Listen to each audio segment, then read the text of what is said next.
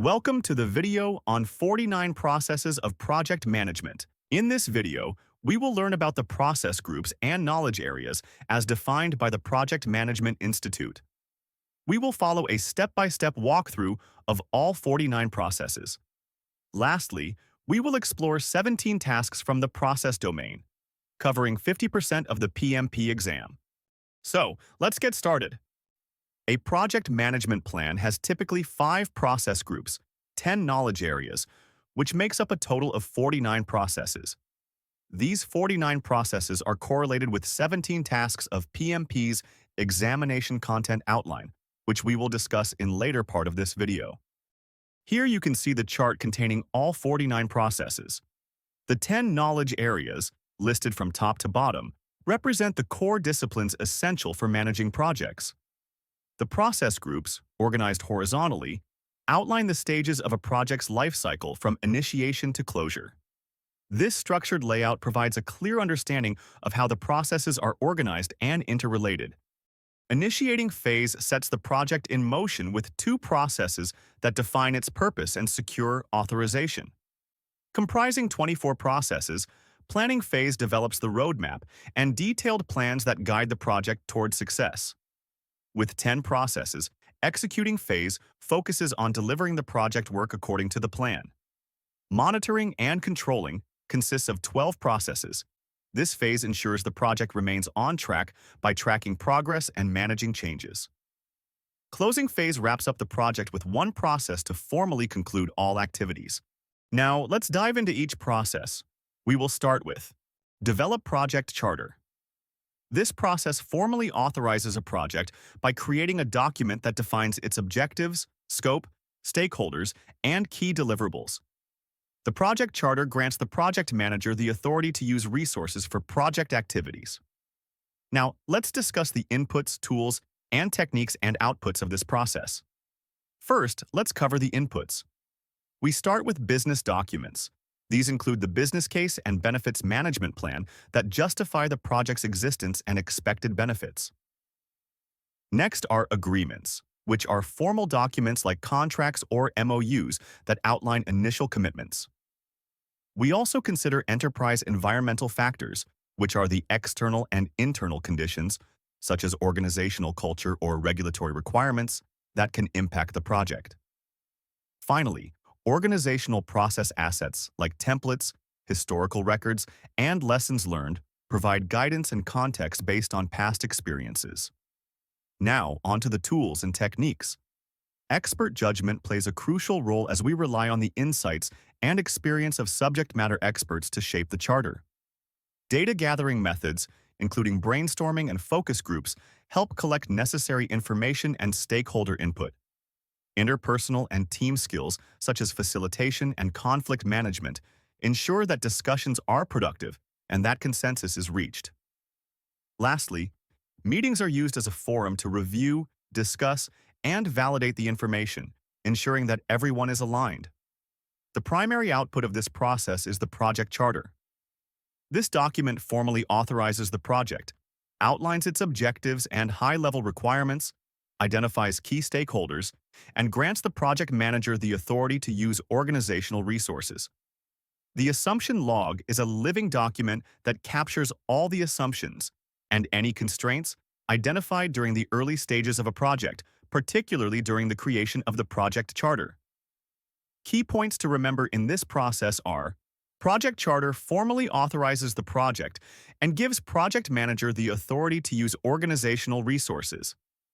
Project charter is a blueprint of the project. It defines key roles and responsibilities, project objectives, high-level requirements, and success criteria of the project. It establishes assumptions and constraints, which is updated throughout the project. It also links project to the strategic organizational goals. Let's move to the next process. Identify stakeholders. This process involves identifying all individuals, groups, or organizations that may affect, be affected by, or perceive themselves to be affected by the project. The goal is to analyze their interests, expectations, influence, and impact on the project. In inputs, Project charter and business documents provide high-level context. Project management plan helps provides insights on how to engage with stakeholders. In project documents, the change log captures past modifications. The issue log tracks current problems. And the requirements documentation outlines project needs and expectations. Enterprise environmental factors and organizational process assets provides context on organizational practices and constraints. In tools and techniques, expert judgment leverages the experience of seasoned professionals to identify key stakeholders. Data gathering methods such as questionnaire, surveys, and brainstorming sessions help extract detailed insights. Data analysis, including stakeholder analysis and mapping, assesses each stakeholder's potential influence and interest. Finally, meetings ensure that these insights are validated and refined through collaborative discussion. In this process, several key outputs are produced to guide how stakeholders are managed throughout the project. First, the stakeholder register is created, detailing each stakeholder's role, influence, and communication needs. As new insights emerge, change requests may be initiated, leading to updates across multiple plans. Project management plan, particularly requirements and communications management plan, are all refined to align with the latest stakeholders' information.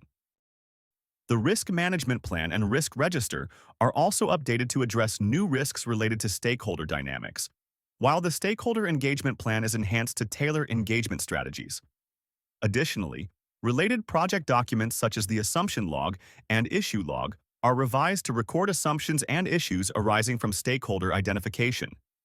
Key points to remember in this process are stakeholder register, records stakeholder details, interests, influence, and engagement strategies. Stakeholder analysis.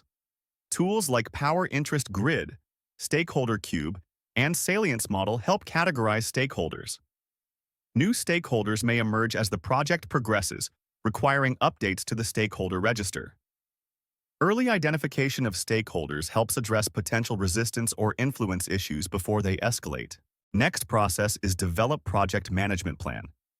This process involves creating a comprehensive document that integrates and consolidates all subsidiary plans and baselines necessary for managing the project. It serves as the primary guide for executing, monitoring, controlling, and closing the project. We start with our inputs. The process begins with the project charter, which formally authorizes the project. We then integrate the outputs from all the subsidiary planning processes, covering scope, schedule, cost, quality, resources, communications, risk, procurement, and stakeholder management.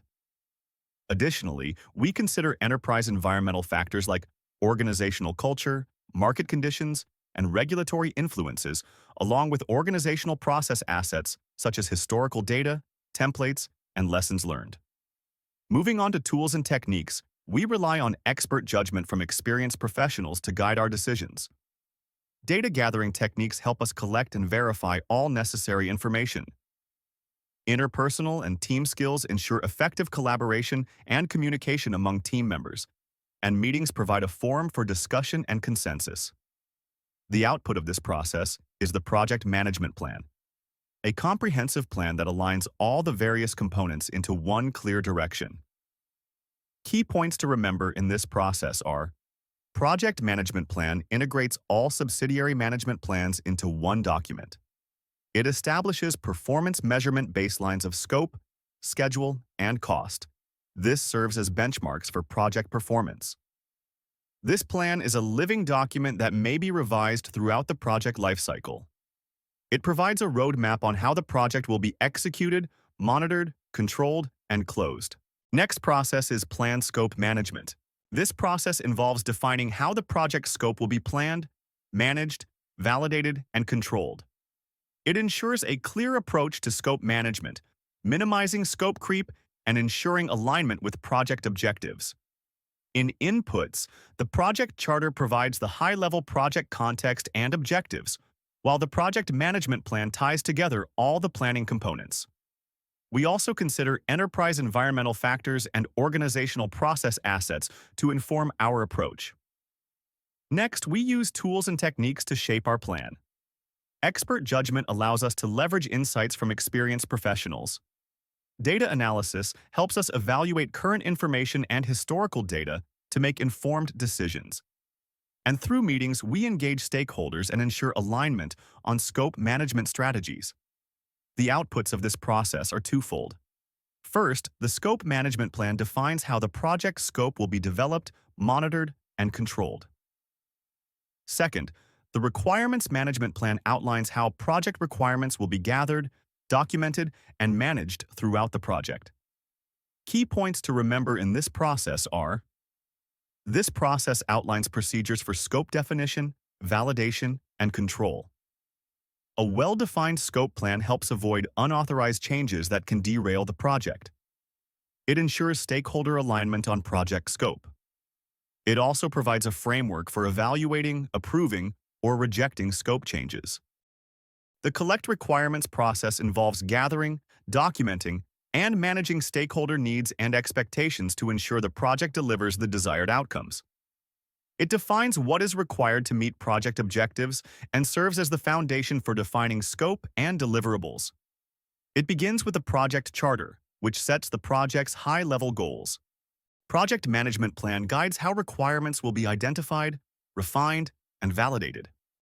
Alongside them, the team reviews project documents such as the assumption log, lessons learned register, and stakeholder register for context on constraints, past insights, and key stakeholders. Business documents provide business-level justifications for certain requirements. Additionally, any existing agreements, like contracts or service-level agreements, are reviewed to ensure that external obligations and stakeholder expectations are captured in our requirements. Enterprise environmental factors and organizational process assets shape the environment, templates, and best practices for the requirements collection effort. To capture stakeholder needs, the team uses a range of tools and techniques.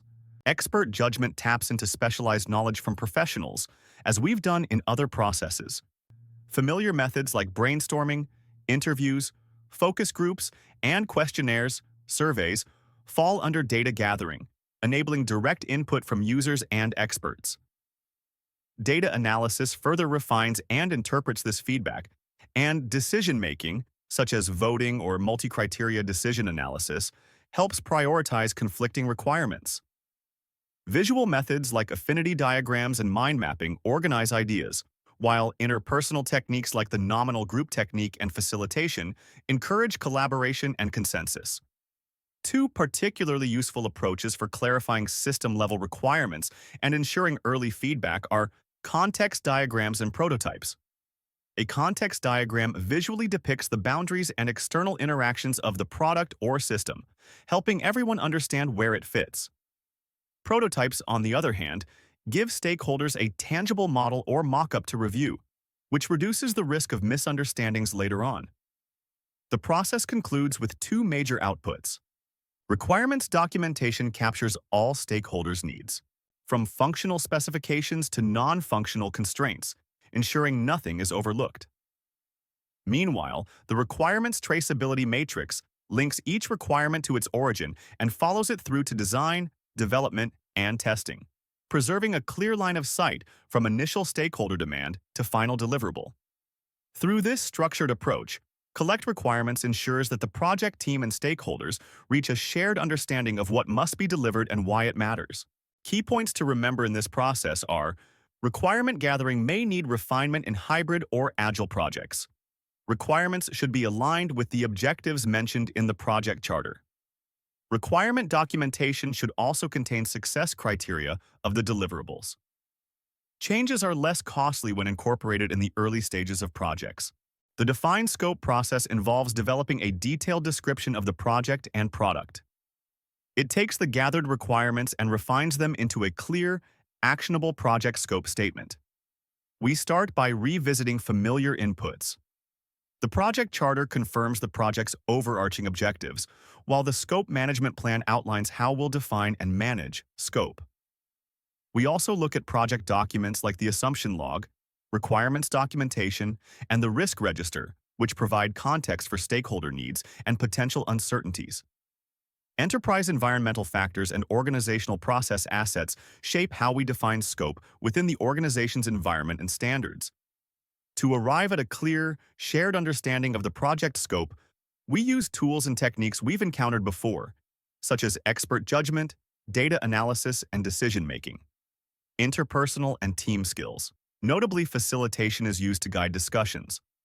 However, a new and important technique here is product analysis, which breaks down the product or deliverable into its features and components. By doing so, we can transform broad requirements into specific, actionable scope elements. The primary output is the project scope statement, a detailed document specifying deliverables, boundaries, assumptions, constraints, and acceptance criteria. We also update certain project documents to reflect these refined scope details. With defined scope completed, the project team and stakeholders share a clear, definitive understanding of what the project will and will not deliver, laying a solid foundation for the rest of the project. Key points to remember in this process are: well-defined scope provides clarity on project deliverables and ensures alignment of all stakeholders. It serves as the basis for developing detailed work breakdown structure, schedule, and budget. It also prevents scope creep by establishing explicit boundaries and criteria of the project. Next process is Create WBS. This process involves breaking down the total scope of the project and its deliverables into smaller, more manageable components. In the inputs, the project management plan, especially the scope management plan, sets the framework for how scope will be planned and controlled. We then refer to key project documents, such as the project scope statement and requirements documentation, which provide the detailed context of what needs to be delivered. In addition, enterprise environmental factors offer external influences like market conditions and organizational culture, while organizational process assets bring in historical information, templates, and lessons learned that shape our approach. Next, we apply our tools and techniques.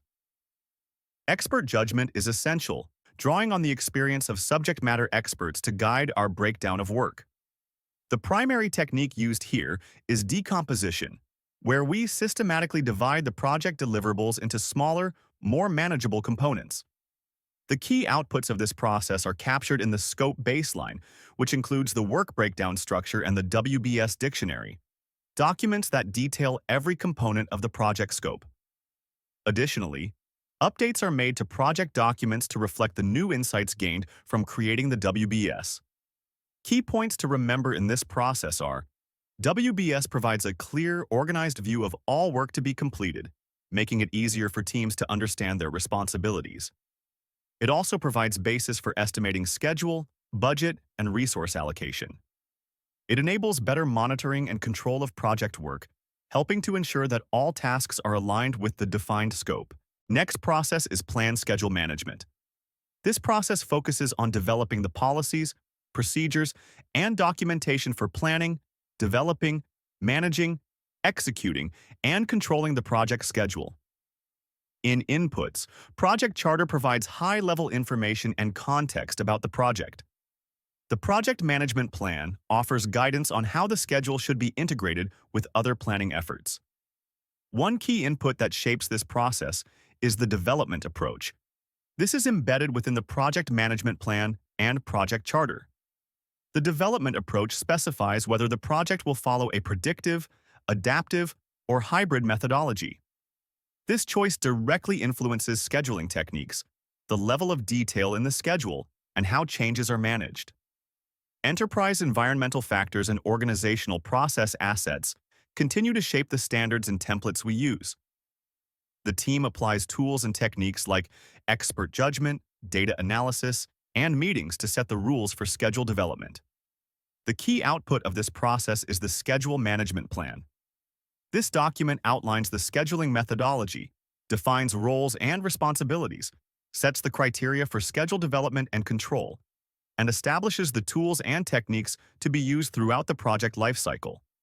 Key points to remember in this process are: Schedule Management Plan provides basis for developing the detailed project schedule, including defining milestones and deliverables. It outlines how the schedule baseline is established and managed, including procedures for handling changes and updates. It also specifies which scheduling methods, software, and techniques will be used in the project. Next process is define activities. This process involves identifying and documenting all the specific actions required to produce the project's deliverables. In inputs, the schedule management plan sets the guidelines and methods for scheduling. The scope baseline, which includes the project scope statement, WBS, and WBS dictionary, provides detailed context about the work to be performed. We also consider enterprise environmental factors that may influence how activities are defined, and organizational process assets that offer historical information, templates, and lessons learned. While we continue to use expert judgment, drawing on the experience of subject matter experts, we apply decomposition to break down work packages into discrete activities. An important new technique here is rolling wave planning, which allows us to plan in detail for the near-term activities while leaving future activities at a higher level of detail.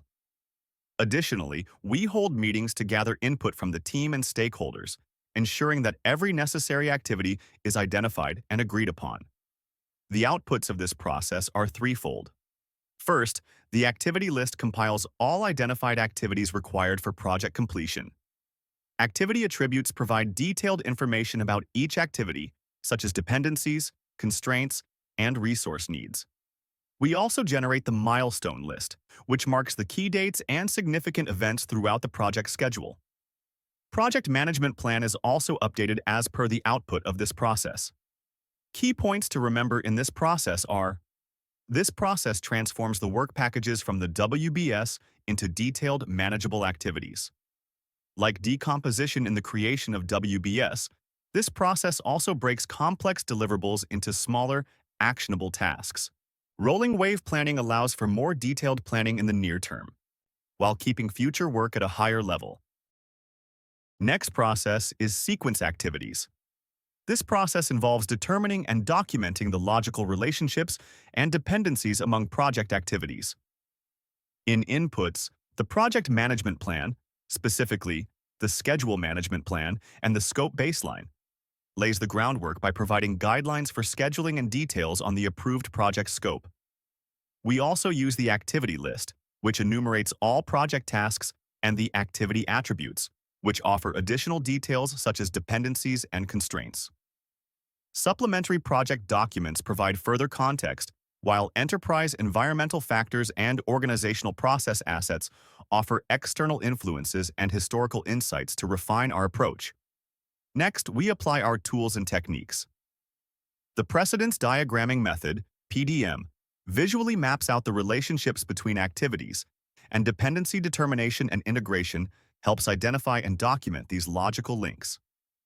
Leads and lags are used to fine-tune the timing between activities, and Project Management Information Systems, PMIS, support the automation and maintenance of the schedule.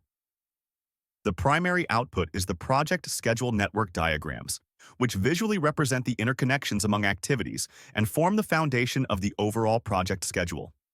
Additionally, related project documents are updated to capture the established activity sequence. Key points to remember in this process are: sequencing activities establish logical flow of project activities, reducing the likelihood of delays or rework. It identifies tasks' dependencies, which is critical for accurate scheduling and resource planning.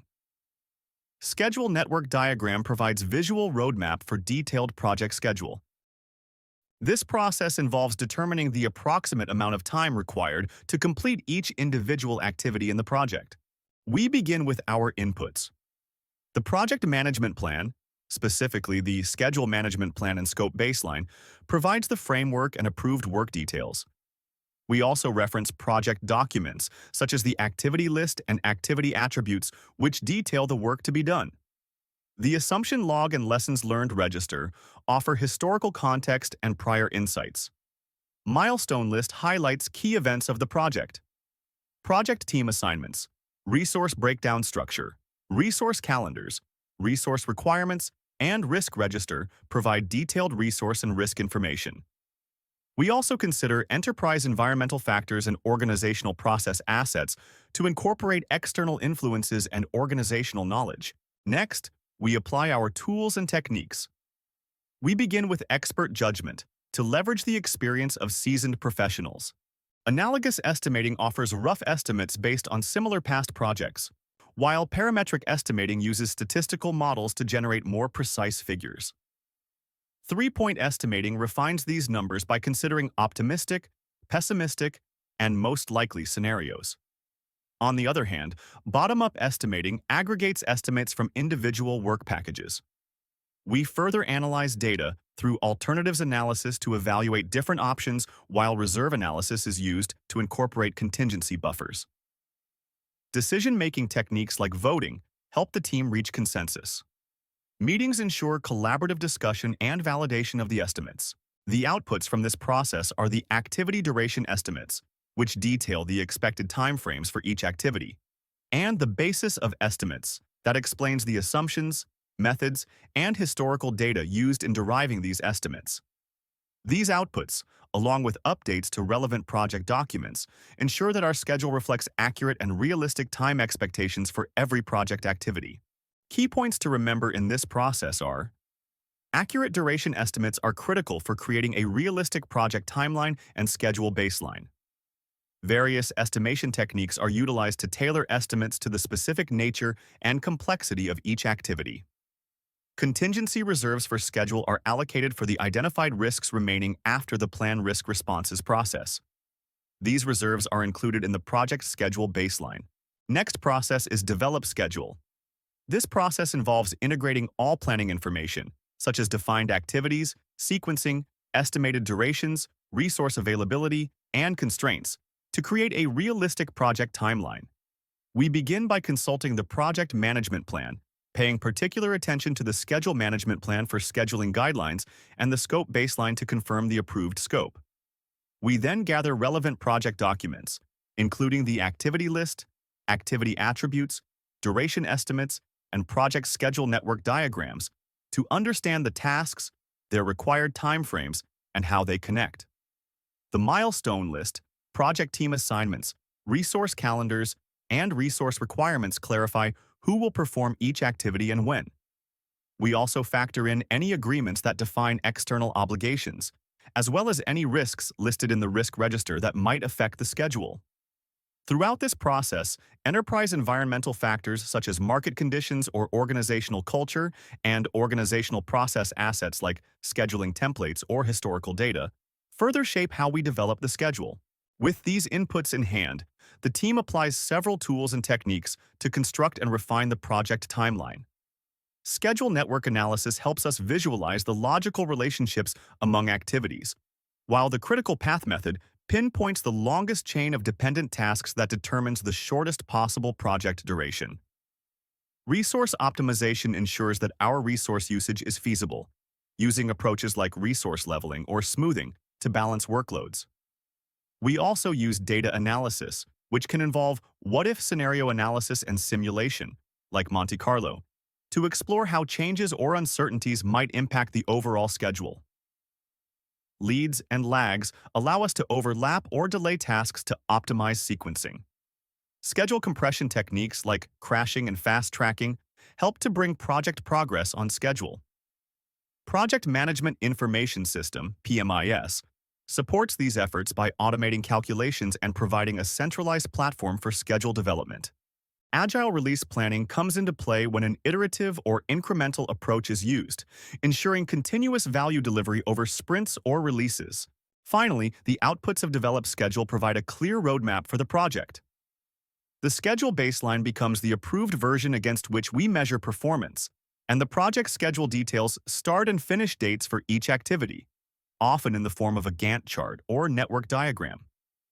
Schedule data documents the underlying assumptions, constraints, and resource information used in building the schedule, while project calendars outline working days and shifts. If schedule conflicts or new requirements arise, the team may issue change requests to update baselines or resource allocations. These adjustments lead to project management plan updates, potentially modifying the schedule management plan or cost baseline, and project documents updates to keep items like the activity attributes, assumption log, duration estimates, lessons learned register, resource requirements, and risk register updated. By integrating all these elements, the develop schedule process ensures the team has a well-structured, adaptable timeline that aligns with the project's scope, resources, and stakeholder expectations. Key points to remember in this process are: schedule baseline serves as an approved benchmark against which actual progress is measured. Methods such as the critical path method, CPM, critical chain, resource leveling, and Monte Carlo analysis helps to optimize the schedule and identify the critical path. Next process is plan cost management. This process involves establishing the policies, procedures, and documentation that guide how project costs will be estimated, budgeted, managed, and controlled throughout the project's lifecycle. It also includes procedures for managing changes to the cost baseline. We begin by examining the project charter, which provides high-level constraints and funding expectations. Then we review the project management plan, looking at how other subsidiary plans such as schedule management plan and risk management plan may influence cost decisions.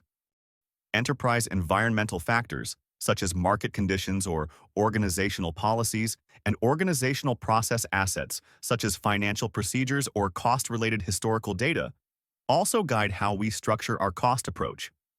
With these inputs established, the team applies several tools and techniques to create a robust plan for managing project finances. Expert judgment leverages the insights of cost management professionals, finance experts, or individuals experienced in similar projects. Data analysis might include reviewing past project data, cost-benefit evaluations, or understanding funding constraints to shape our cost methodology. Finally, meetings allow the project manager and stakeholders to discuss cost priorities, clarify constraints, and reach consensus on how budgeting and cost control will be handled.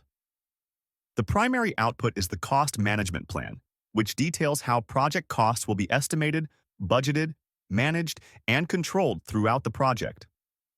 Key points to remember in this process are: this plan leverages inputs from the project charter, project management plan, enterprise environmental factors, and organizational process assets, such as historical cost data and lessons learned to inform cost management decisions. It serves as a formal document that outlines procedures, roles, reporting formats, performance measurement methods, and change control processes for managing costs. Next process is estimate costs. This process involves quantifying the financial resources required to complete every activity and deliverable of the project.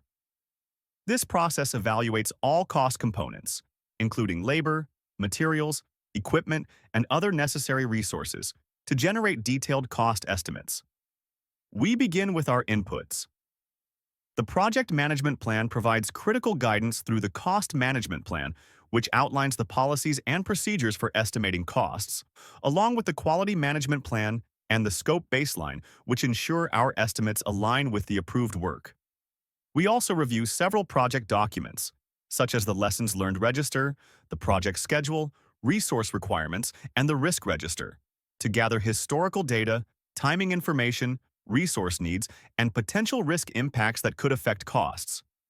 Additionally, enterprise environmental factors and organizational process assets further inform our estimation approach. Next, we apply several tools and techniques. We begin with expert judgment to tap into the experience of finance and cost management professionals. We then use multiple estimating methods. Analogous estimating leverages cost data from similar past projects for a rough estimate.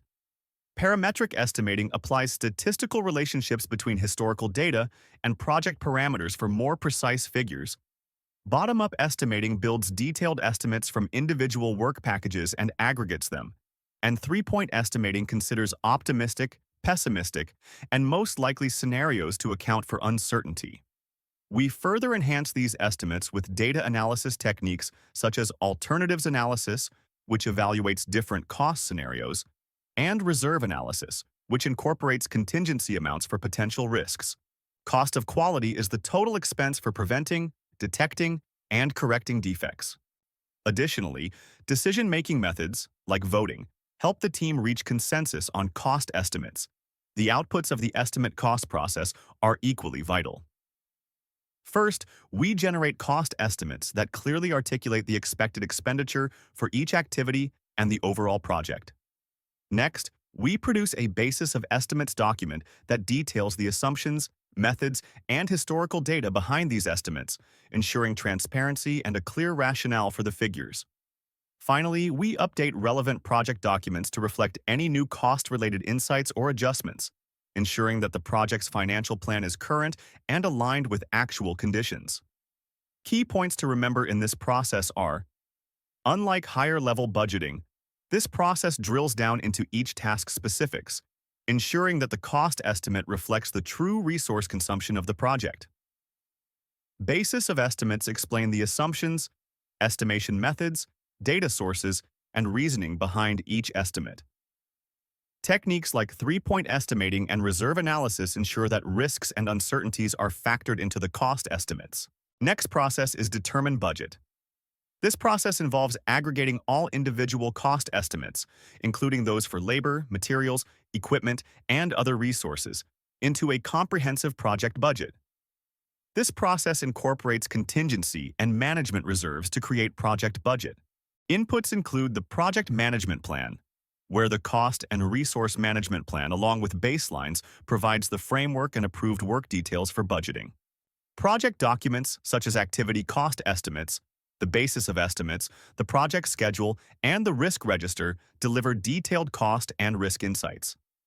Additionally, agreements, business documents, enterprise environmental factors, and organizational process assets supply contractual and historical context that influence budgeting decisions.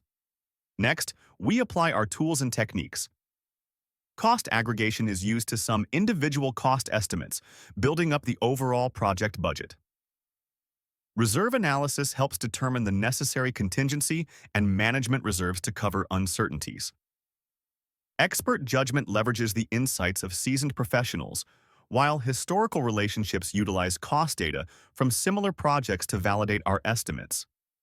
Finally, funding limit reconciliation ensures that the consolidated budget aligns with available financial resources and any funding constraints. The outputs of this process are the cost baseline, which serves as the approved budget for measuring project performance, and the project funding requirements, which outline the total funding needed over the project's duration. Additionally, updates are made to project documents to reflect these new budget details. Key points to remember in this process are: cost baseline serves as the financial reference point for monitoring and controlling project expenditures throughout its life cycle. Budget includes both contingency reserves for known risks and management reserves for unforeseen risks to safeguard against cost overruns. Budget estimates can be given in a range, for example, -5% to +10%. Next process is plan quality management. This process is the systematic approach used to identify quality requirements and standards for both the project and its deliverables. It involves documenting how quality will be managed throughout the project lifecycle and ensuring that the project's processes and outputs meet the agreed-upon quality standards. We begin with our inputs. Project Charter outlines the high-level quality requirements and project vision. Project Management Plan provides critical subplans, including the Requirements Management Plan, Risk Management Plan, Stakeholder Engagement Plan, and the Scope Baseline that frame our approach.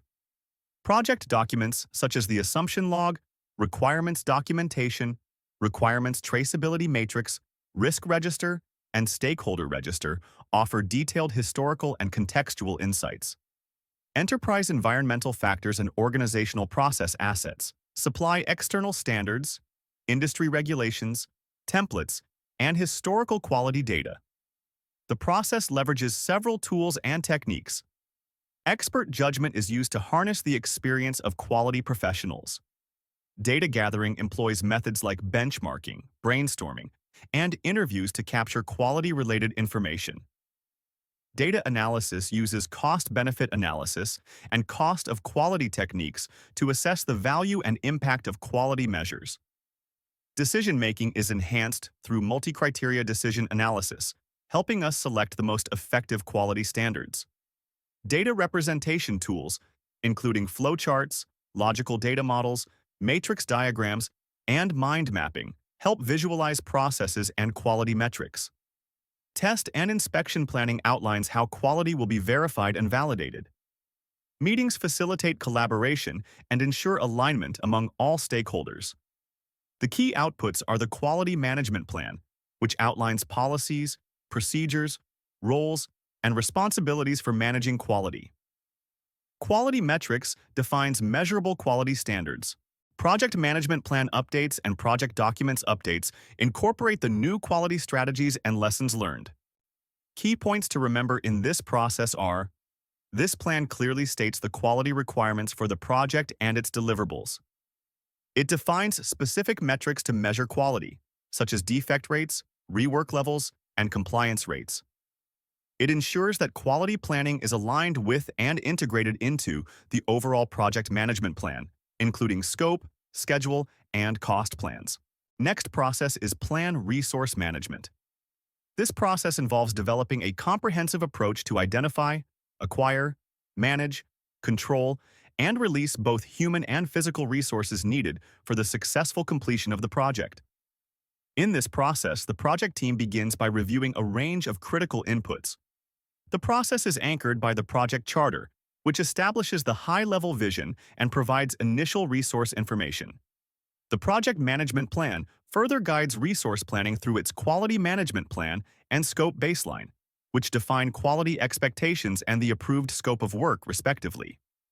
Detailed project documents, including the project schedule, requirements documentation, risk register, and stakeholder register, offer additional context regarding timing, resource needs, potential risks, and stakeholder influences. Moreover, enterprise environmental factors and organizational process assets play a key role in shaping the resource management strategy.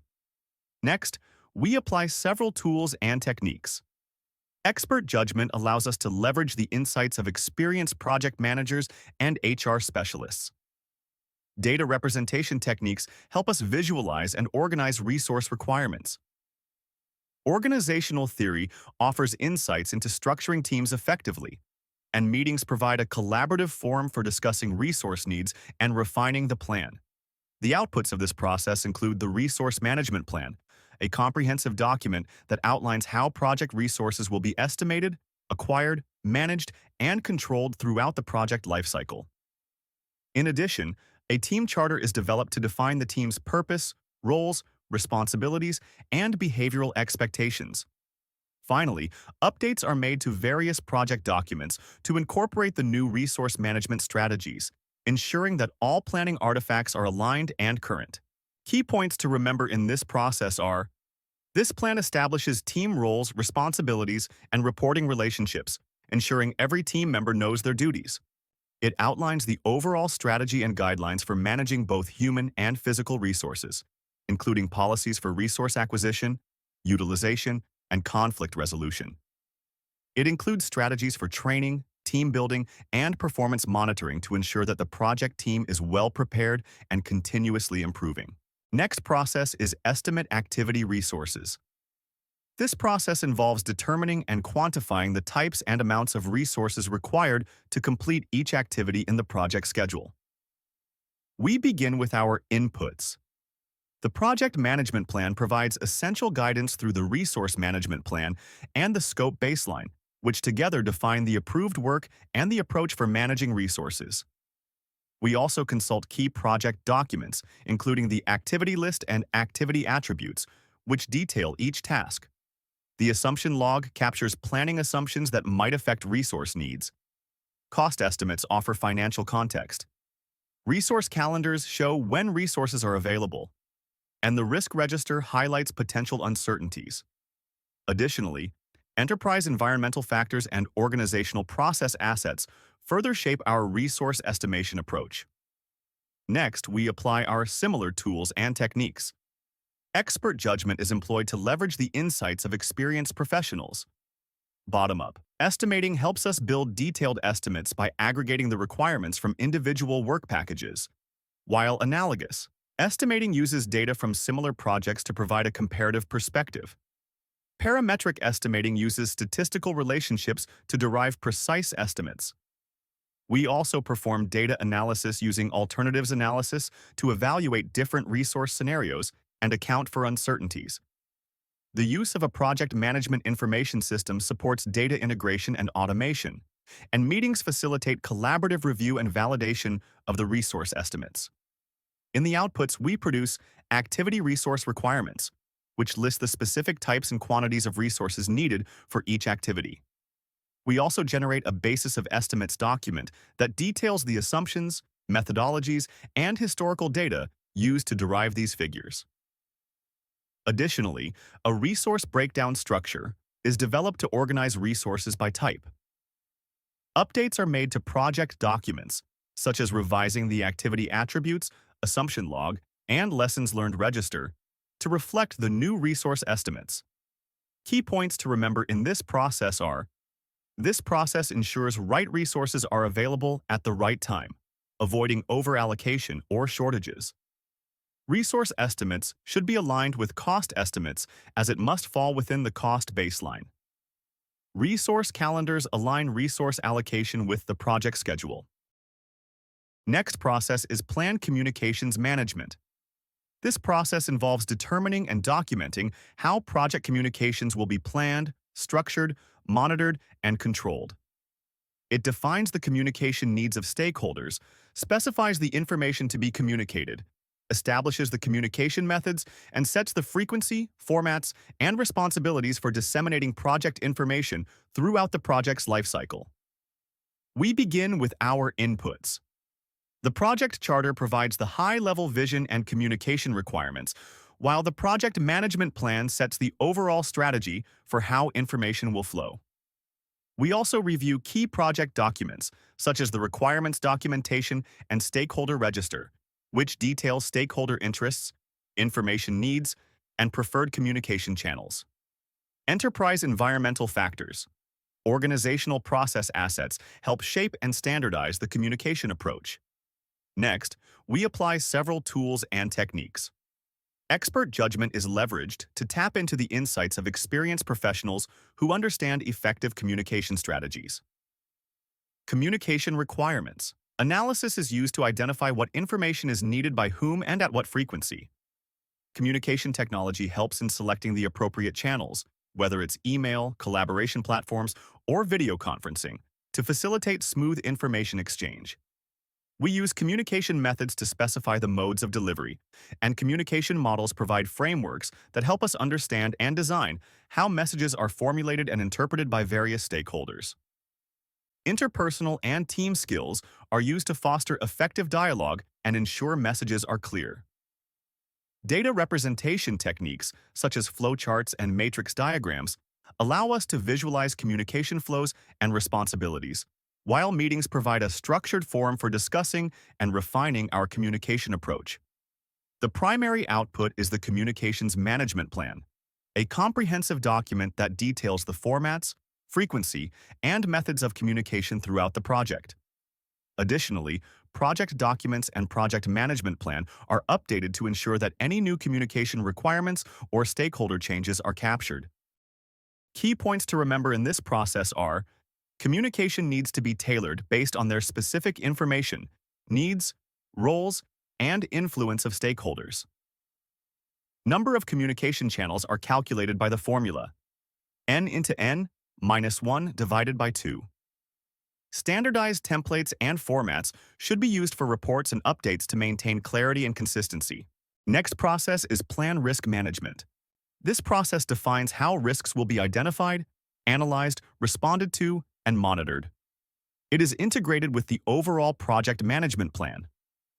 This plan sets the tone for proactive risk management, ensuring that potential threats and opportunities are systematically addressed. We begin with our inputs. The project charter provides high-level context, including initial risk information and constraints. The project management plan sets the overall direction, while specific project documents offer detailed historical and contextual data on potential risks. Additionally, enterprise environmental factors and organizational process assets further shape our approach. Next, we apply several tools and techniques.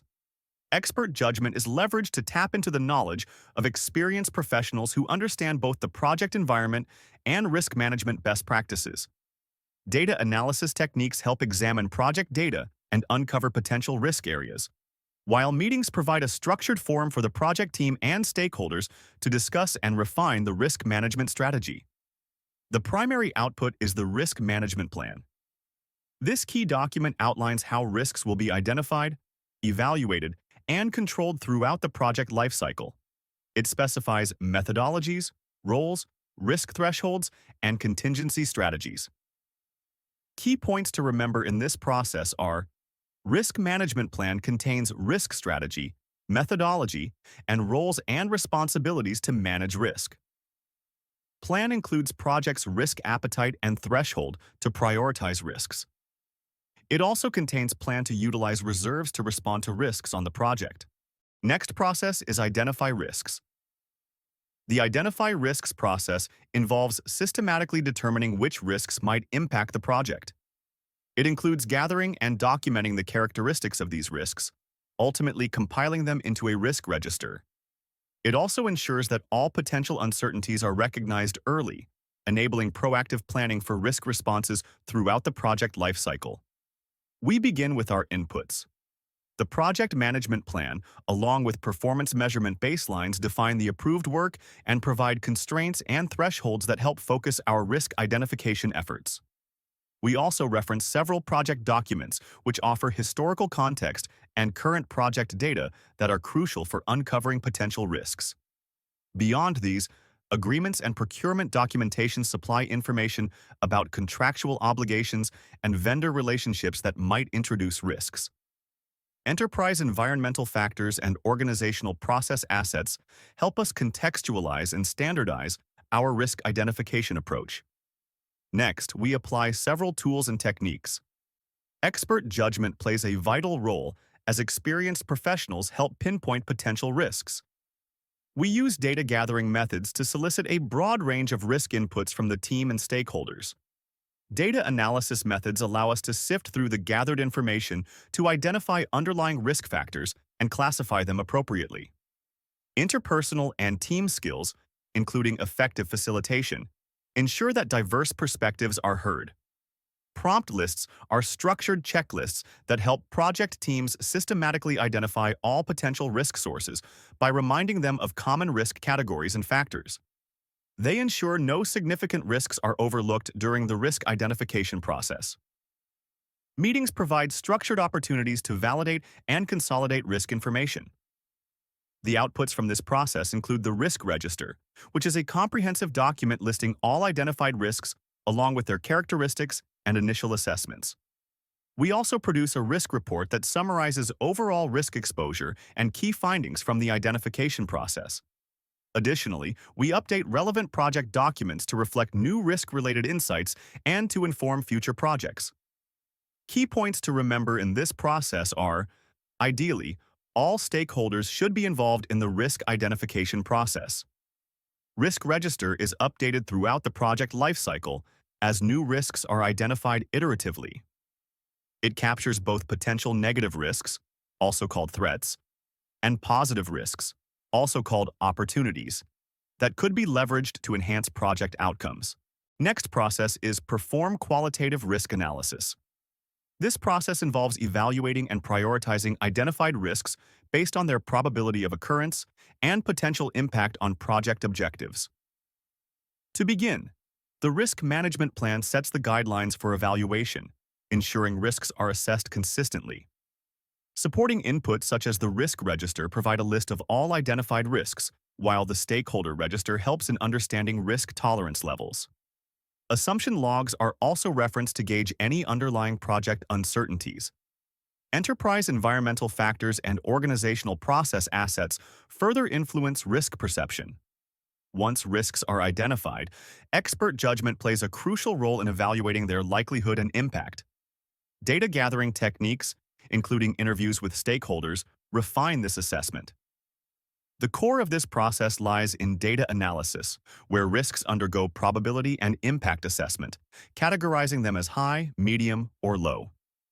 Additionally, the risk data quality assessment ensures that the available risk information is accurate, while other risk parameters, such as urgency or detectability, provide deeper insights. Throughout these activities, interpersonal and team skills, especially facilitation, ensure that diverse perspectives are integrated and consensus is reached. To systematically rank risks, tools like the probability and impact matrix visually map out their severity, while risk categorization groups them into themes. Hierarchical charts further enhance understanding by displaying risk relationships. Throughout the process, facilitation meetings help teams reach consensus on risk rankings. The output is an updated risk register, now enriched with risk priority rankings and key insights. The risk report consolidates this information, offering a clear picture of overall project risk exposure. Additionally, updates are made to the assumption log, issue log, and other project documents to reflect new findings. By systematically analyzing and prioritizing risks, this process ensures that the project team focuses on the most critical threats, improving decision-making and strengthening the project's resilience. Key points to remember in this process are: qualitative criteria are used to rank risks, enabling the team to identify which risks require immediate attention or further analysis. It identifies high-priority risks that will require either immediate response planning or further quantitative analysis, ensuring efficient allocation of resources. It organizes risks into meaningful categories to identify commonalities and trends, helping to focus on clusters of high-priority risks. Next process is perform quantitative risk analysis. This process involves numerically analyzing the effect of identified risks on overall project objectives. It uses statistical methods and modeling techniques to quantify the probability, impact, and overall exposure of risks. In the Perform Quantitative Risk Analysis process, the project team translates qualitative risk insights into precise, data-driven forecasts, enabling more informed decisions about cost, schedule, and resource uncertainties. We start by consulting the project management plan and performance baselines, which defines the methods, roles, and thresholds for numerical risk analysis. We then gather essential details from project documents to establish the foundational data for modeling. The risk report highlights high-priority uncertainties identified in earlier qualitative assessments. Enterprise environmental factors and organizational process assets bring in external conditions, internal best practices, and historical data that shape our analytical approach. Armed with these inputs, we apply several tools and techniques to quantify risk impacts. Expert judgment leverages specialized knowledge to validate assumptions and select the best analytical methods. Data gathering, through interviews and surveys, refines the numerical inputs needed for robust modeling. Interpersonal and team skills, especially facilitation, ensure that stakeholders agree on assumptions and interpret the results consistently. Representations of uncertainty, such as probability distributions, capture the range of potential outcomes for each risk. We then perform data analysis using simulations, like Monte Carlo, to predict the probability of cost or schedule overruns, sensitivity analysis to pinpoint which risks drive the most variability, decision tree analysis to evaluate branching scenarios and expected values, and influence diagrams to map out interdependencies among risks and decisions. The outputs of this thorough analysis manifest as updates to project documents, most notably an enhanced risk report that communicates overall risk exposure and identifies the most critical threats or opportunities. By integrating these elements into a cohesive, data-driven process, Perform Quantitative Risk Analysis provides a solid foundation for crafting effective risk responses. Key points to remember in this process are: quantitative risk analysis is performed on the risks already ranked for further analysis in qualitative risk analysis. Monte Carlo analysis is used to check a wide range of possible outcomes using varied risk scenarios. By summing the EMV for multiple risks, you obtain a total expected risk cost, which helps in determining appropriate amount of contingency reserves. Next process is plan risk responses. This process involves developing strategies, actions, and contingency plans to address identified project risks, aiming to enhance opportunities and reduce threats to project objectives. This process defines how risks will be handled, assigns responsibilities, and sets the stage for implementation and monitoring. We begin with our inputs. The project management plan, particularly the risk management plan, sets the stage by defining the overall approach, methodologies, and thresholds for risk responses. Resource management plan is particularly important if resource availability or allocation may influence risk response strategies, and cost baseline helps in analyzing cost-related risks. Next, we look at various project documents. The risk register and risk report contain detailed information on identified risks, including their probability, impact, and urgency. The project schedule and resource calendars highlight any timing or resource constraints that might affect response planning. We also consider the stakeholder register to account for stakeholder interests and risk tolerances. Lesson learned register helps in taking input from past similar projects. Finally, enterprise environmental factors and organizational process assets provide external and internal guidance for shaping our risk responses. Next, we apply several tools and techniques. Expert judgment is critical here. It enables us to leverage the experience of risk management specialists and seasoned project managers to determine appropriate responses. We use data gathering techniques, such as brainstorming, interviews, and prompt lists, to generate a comprehensive set of potential response options. Interpersonal and team skills, including facilitation and negotiation, ensure that diverse perspectives are considered and consensus is reached among stakeholders. Strategies for threats include avoiding the threat entirely, transferring it, like through insurance or contracts, mitigating its probability or impact, or accepting it if the threat is deemed tolerable. Strategies for opportunities involve exploiting the opportunity, sharing it with a partner who can maximize its value, enhancing its likelihood or impact, or accepting it if the benefit is deemed sufficient. Contingent response strategies include cases when teams define if-then plans that only go into effect if certain triggers occur. Strategies for overall project risk include overarching strategies to address the project's aggregated risk exposure. In addition, data analysis methods such as cost-benefit analysis and alternatives analysis help evaluate the feasibility, potential effectiveness, and financial implications of each response. Finally, decision-making techniques such as multi-criteria decision analysis guide us in selecting the most suitable response strategies that best balance risk reduction with cost and schedule considerations. The outputs of this process are critical to proactive risk management. We produce the Risk Response Plan, a detailed document that outlines the chosen strategies, actions, responsibilities, and timeframes for addressing each significant risk. When the selected responses impact the project's baselines, change requests may be generated to formally incorporate these adjustments. Additionally, updates are made to various project documents and project management plans to align with the newly defined risk responses and to capture the new risk responses and any lessons learned for future reference. Key points to remember in this process are: in Agile, risks are identified iteratively, sprint by sprint, and responses are prioritized in the product backlog alongside user stories. Risks can be avoided, exploited, mitigated, enhanced, transferred, shared, escalated, and accepted. Leftover risks after applying responses are called residual risks. These risks are intentionally accepted and are actively monitored and managed as part of ongoing project governance. Next process is Plan Procurement Management. This process is the systematic approach used to document procurement decisions, establish guidelines, and determine how and when project goods, services, or results will be acquired from external vendors. It defines the procurement strategy, contract types, and evaluation criteria that align with project objectives, ensuring that external resources are procured efficiently and effectively. We start with our inputs. The project charter and business documents provide high-level context, including the rationale behind the procurement needs.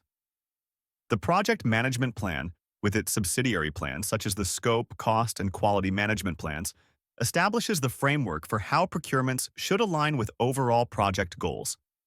We also refer to various project documents. The milestone list helps us see if specific deliveries or deadlines require external support. Project team assignments clarify which roles or expertise the project team already has in-house. Requirements documentation and the requirements traceability matrix reveal exactly what needs to be procured and how those needs tie back to stakeholder expectations. The risk register highlights uncertainties that may influence procurement decisions, while the stakeholder register pinpoints who needs to be involved or informed during the procurement process. Additionally, enterprise environmental factors and organizational process assets guide the planning process. Next, we apply several tools and techniques. Expert judgment is critical, as it leverages the expertise of procurement specialists and experienced project managers to determine the most effective strategies. Market research is used to gather information on vendor capabilities, pricing trends, and competitive conditions. Through make or buy analysis, we evaluate whether certain products or services should be developed in-house or procured externally. Source selection analysis helps define the criteria and process for evaluating vendor proposals, ensuring that the chosen vendor can meet project requirements.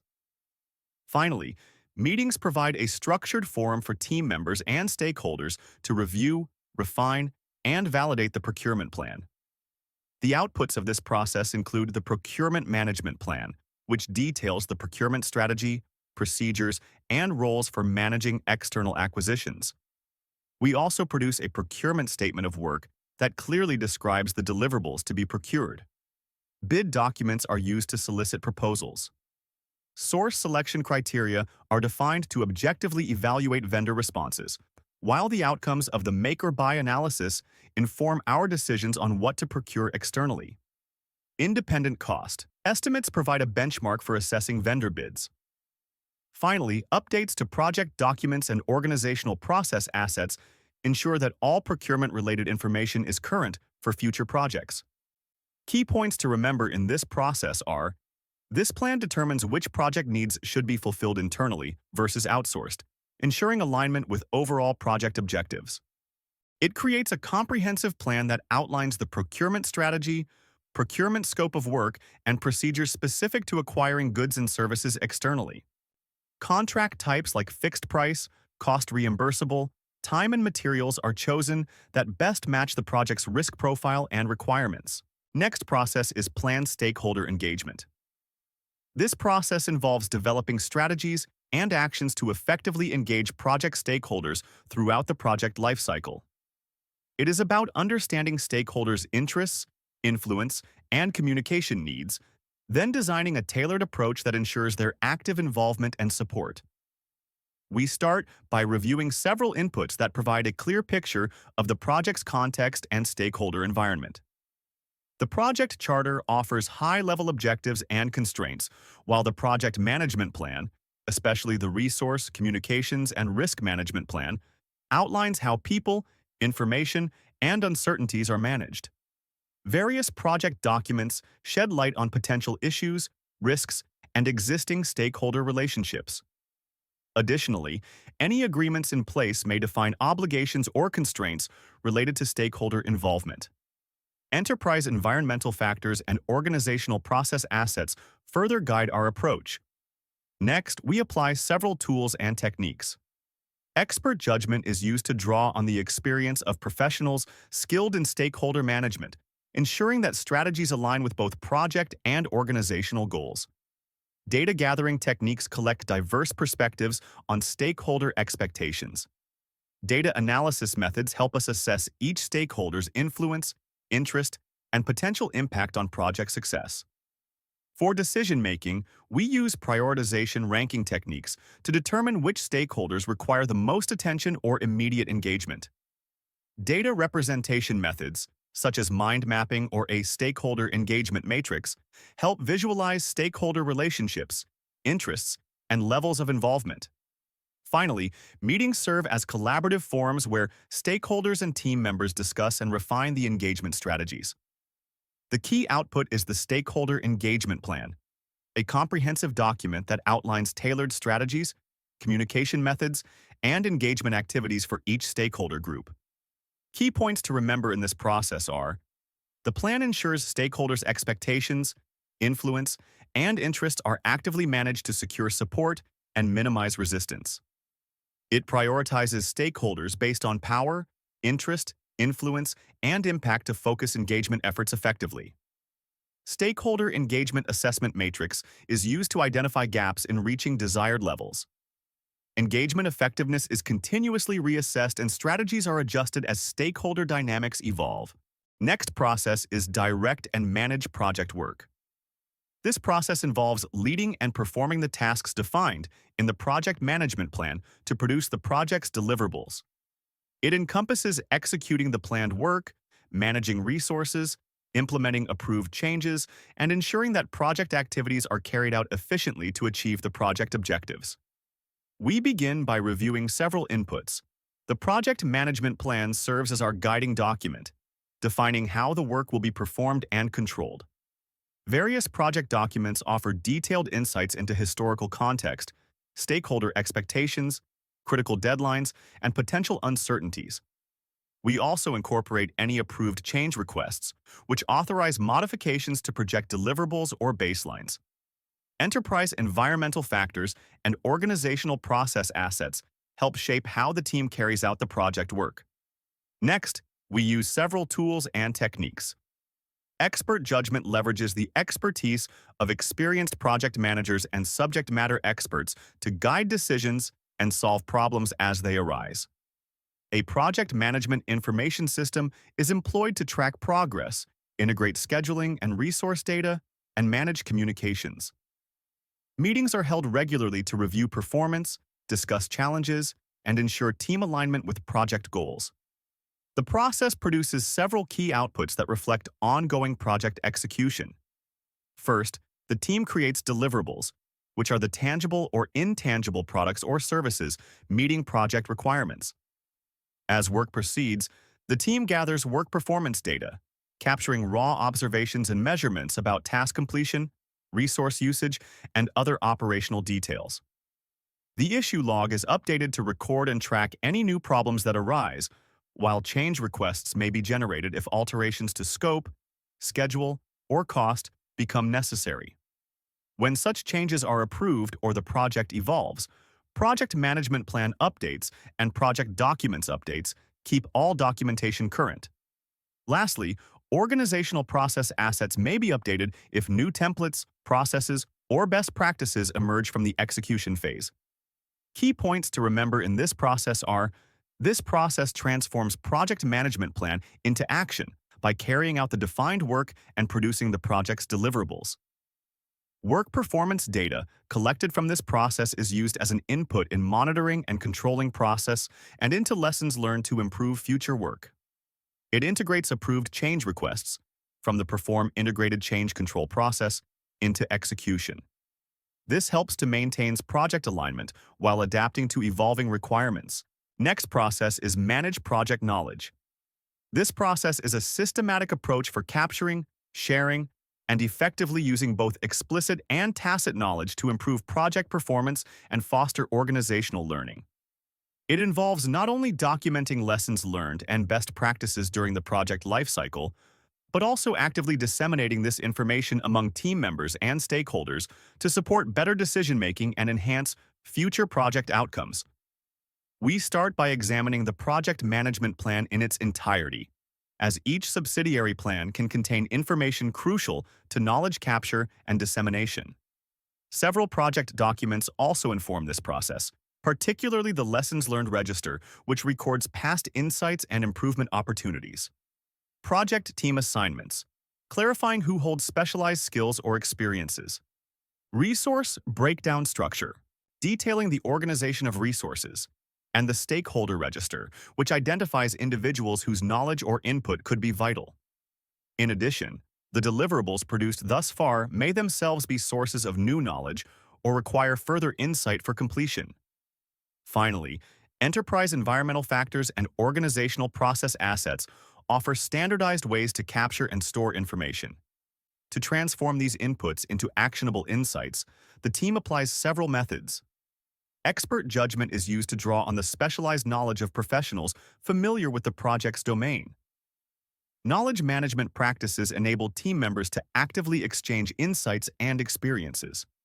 Information management systems, like databases and document repositories, facilitate storing, retrieving, and updating project knowledge in a structured way. Success also depends on strong interpersonal and team skills. For instance, active listening ensures that each team member's expertise and lessons are accurately captured, while facilitation helps guide knowledge-sharing sessions and keeps discussions on track. Leadership supports a culture where knowledge sharing is encouraged and valued. Networking allows individuals to connect and learn from peers across the organization, and political awareness helps navigate organizational dynamics to foster open communication. The result of this process is an enriched lessons learned register, which is continuously updated to reflect new insights, experiences, and recommendations that arise as work progresses. If the knowledge gained suggests adjustments to the project's approach, project management plan, updates may be made, potentially affecting any of its components. Finally, organizational process assets are updated to capture and institutionalize the knowledge for future projects, enhancing the organization's collective expertise over time. Key points to remember in this process are: explicit knowledge is documented, easily articulated information that can be readily shared and stored. Tacit knowledge is personal, experiential insights that are harder to express and transfer, often learned through practice and interaction. Knowledge sharing prevents reinventing the wheel and fosters a culture of continuous improvement, turning individual expertise into organizational intelligence, driving long-term success. This process updates and refines organizational process assets with newly acquired knowledge, thereby benefiting not just the current project, but also future projects within the organization. Next process is manage quality. This process involves executing the quality management plan to ensure that the project's processes and deliverables meet the predetermined quality standards. It ensures that quality processes are effectively followed, leading to products and services that satisfy stakeholder expectations. We begin with our inputs. The project management plan, particularly the quality management plan, provides the criteria, quality objectives, and procedures that guide our quality efforts. We also review project documents to understand historical quality issues and performance targets. Throughout the process, the team also relies on organizational process assets, such as company-wide quality guidelines, standardized procedures, and historical records of quality performance. Next, we apply a series of tools and techniques. First, data gathering techniques like checklists help maintain consistency and completeness in quality-related tasks. Data analysis methods such as alternative analysis compares multiple courses of action for improving quality. Document analysis checks whether relevant documentation meets required standards. Process analysis examines workflow efficiency, and root cause analysis seeks to identify the underlying reasons behind potential quality issues. Decision-making tools like multi-criteria decision analysis help prioritize quality improvements when multiple options exist. Data representation techniques help visualize and interpret complex quality data, revealing patterns or trends that might otherwise remain hidden.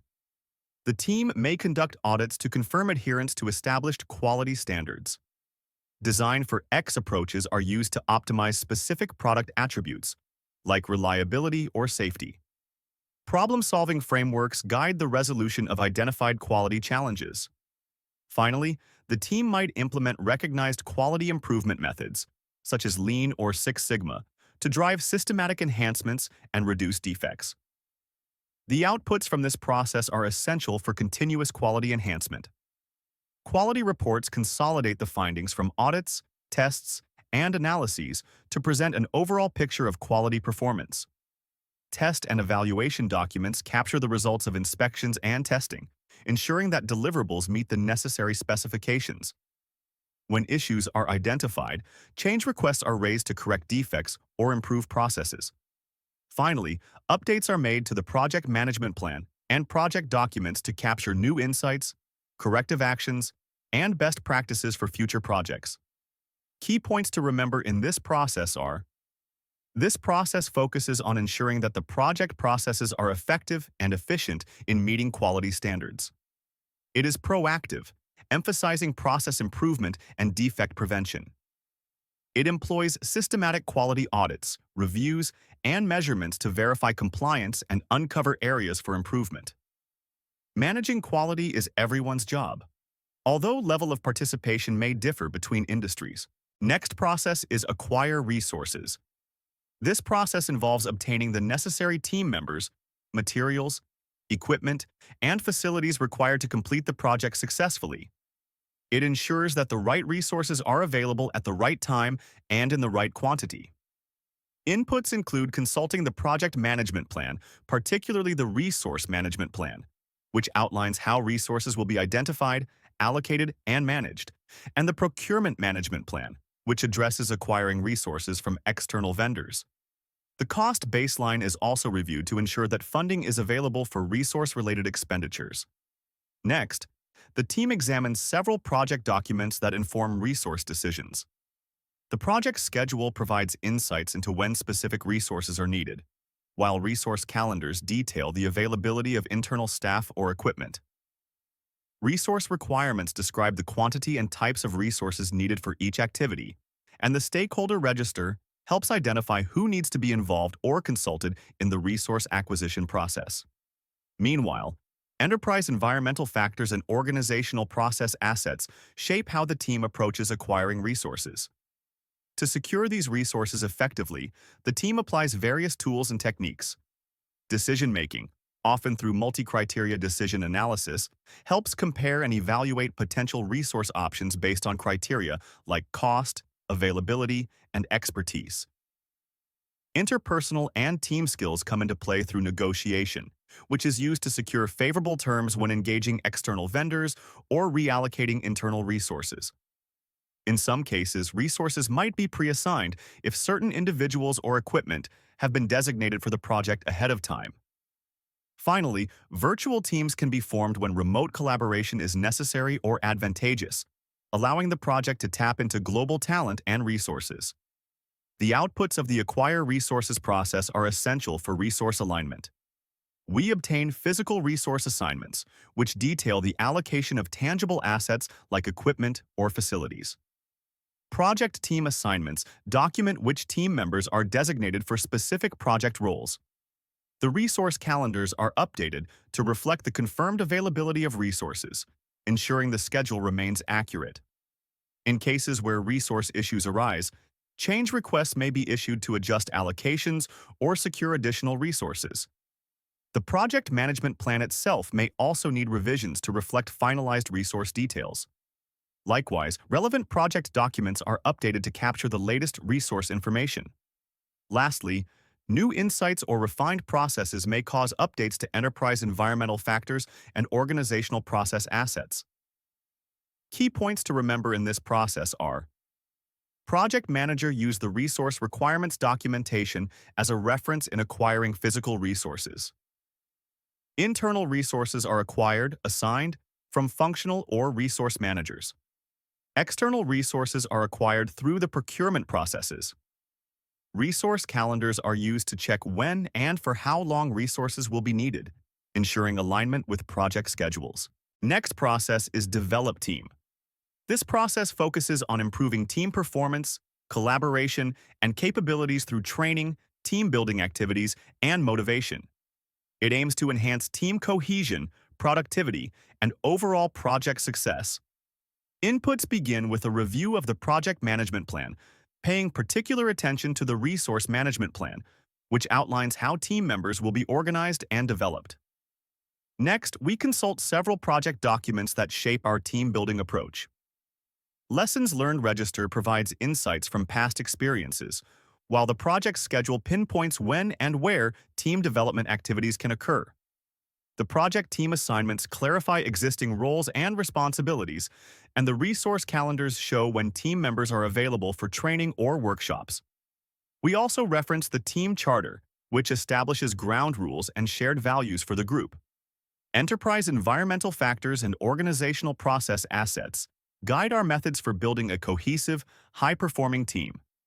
With these foundational inputs in mind, we employ a range of tools and techniques to develop the team effectively.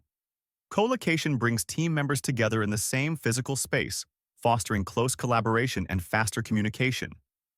Virtual teams enable dispersed members to work together seamlessly across geographic boundaries. Communication technology, such as video conferencing, chat platforms, and shared document repositories, helps maintain strong connections, whether the team is collocated or remote. Conflict management ensures that disagreements are addressed constructively, preserving trust and respect among team members. Influencing and motivation techniques inspire individuals to perform at their best and align with project goals. Negotiation comes into play when balancing competing needs or reconciling resource constraints. Team-building activities, like icebreakers or workshops, help strengthen relationships, build trust, and clarify roles. Recognition and rewards programs acknowledge achievements and encourage continuous improvement. Training opportunities enhance individual competencies, ensuring team members have the skills needed to meet project demands. Individual and team assessments offer deeper insights into team dynamics, strengths, and areas for growth. Meetings provide structured forums where members can plan activities, share feedback, and align on development goals. The key outputs of this process include team performance assessments, which evaluate the team's effectiveness and highlight areas for improvement. In some cases, change requests may be initiated if adjustments to team roles or structures are needed based on performance feedback. We also make project management plan updates, particularly to the resource management plan, to reflect any adjustments in roles or strategies for developing the team. Likewise, project documents are updated to capture new insights and best practices. Enterprise environmental factors might be updated if the company decides to adopt new training methods or communication technologies across all projects. Organizational process assets, such as training materials, guidelines, or best practices, may also be enhanced, ensuring that future teams benefit from the experiences and successes of the current project. Key points to remember in this process are: team building strengthens relationships, trust, and collaboration among team members. Skill development and training ensures the team is equipped with the right expertise to meet project goals. Motivation and engagement encourages a positive work environment for high morale and efficiency. Individual and team performance are regularly evaluated, ensuring that feedback and recognition are provided to enhance effectiveness. Reward systems are implemented to acknowledge outstanding contributions, encouraging a culture of appreciation to boost productivity. Next process is manage team. This process involves tracking team performance, resolving conflicts, providing feedback, and optimizing team dynamics to ensure project success. It focuses on leadership, motivation, and ensuring that team members work effectively toward project objectives. We begin by reviewing our inputs. It starts with reviewing the project management plan, particularly the resource management plan, which outlines how team members will be led, developed, and supported throughout the project. We also look at various project documents that inform our approach.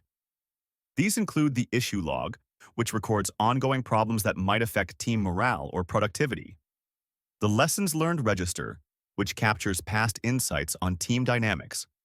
The project team assignments, clarifying each member's responsibilities, and the team charter, which sets ground rules and mutual expectations.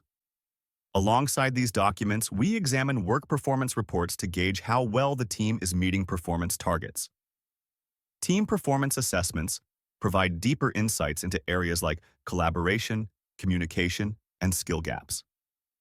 Additionally, enterprise environmental factors and organizational process assets help shape our strategies and decisions. Next, we apply a range of tools and techniques. Interpersonal and team skills like conflict management helps address disputes constructively, ensuring they don't escalate and harm morale. Decision-making techniques guide how the team selects the best solutions for complex problems, while emotional intelligence promotes empathy, self-awareness, and strong relationships among team members. Influencing is used to align team efforts with project goals, and leadership practices foster a supportive environment that encourages engagement and accountability. Additionally, the Project Management Information System provides a platform for tracking progress, assigning tasks, and maintaining clear communication within the team. The process produces several key outputs. When issues arise or performance improvements are identified, change requests may be generated to adjust team roles or processes. We may also update the project management plan to reflect any modifications stemming from team management decisions. Project documents are also updated to capture the latest insights, improvements, and any new challenges. Finally, any relevant organizational level information may be refined in enterprise environmental factors updates. Key points to remember in this process are: this plan proactively addresses and resolves interpersonal conflicts using negotiation and mediation techniques to maintain a harmonious work environment. Situational leadership is used to inspire, motivate, and guide the team, ensuring each member remains engaged and aligned with project goals. Emotional intelligence fosters empathy, effective communication, and conflict resolution, ultimately boosting team morale and performance. Next process is manage communications.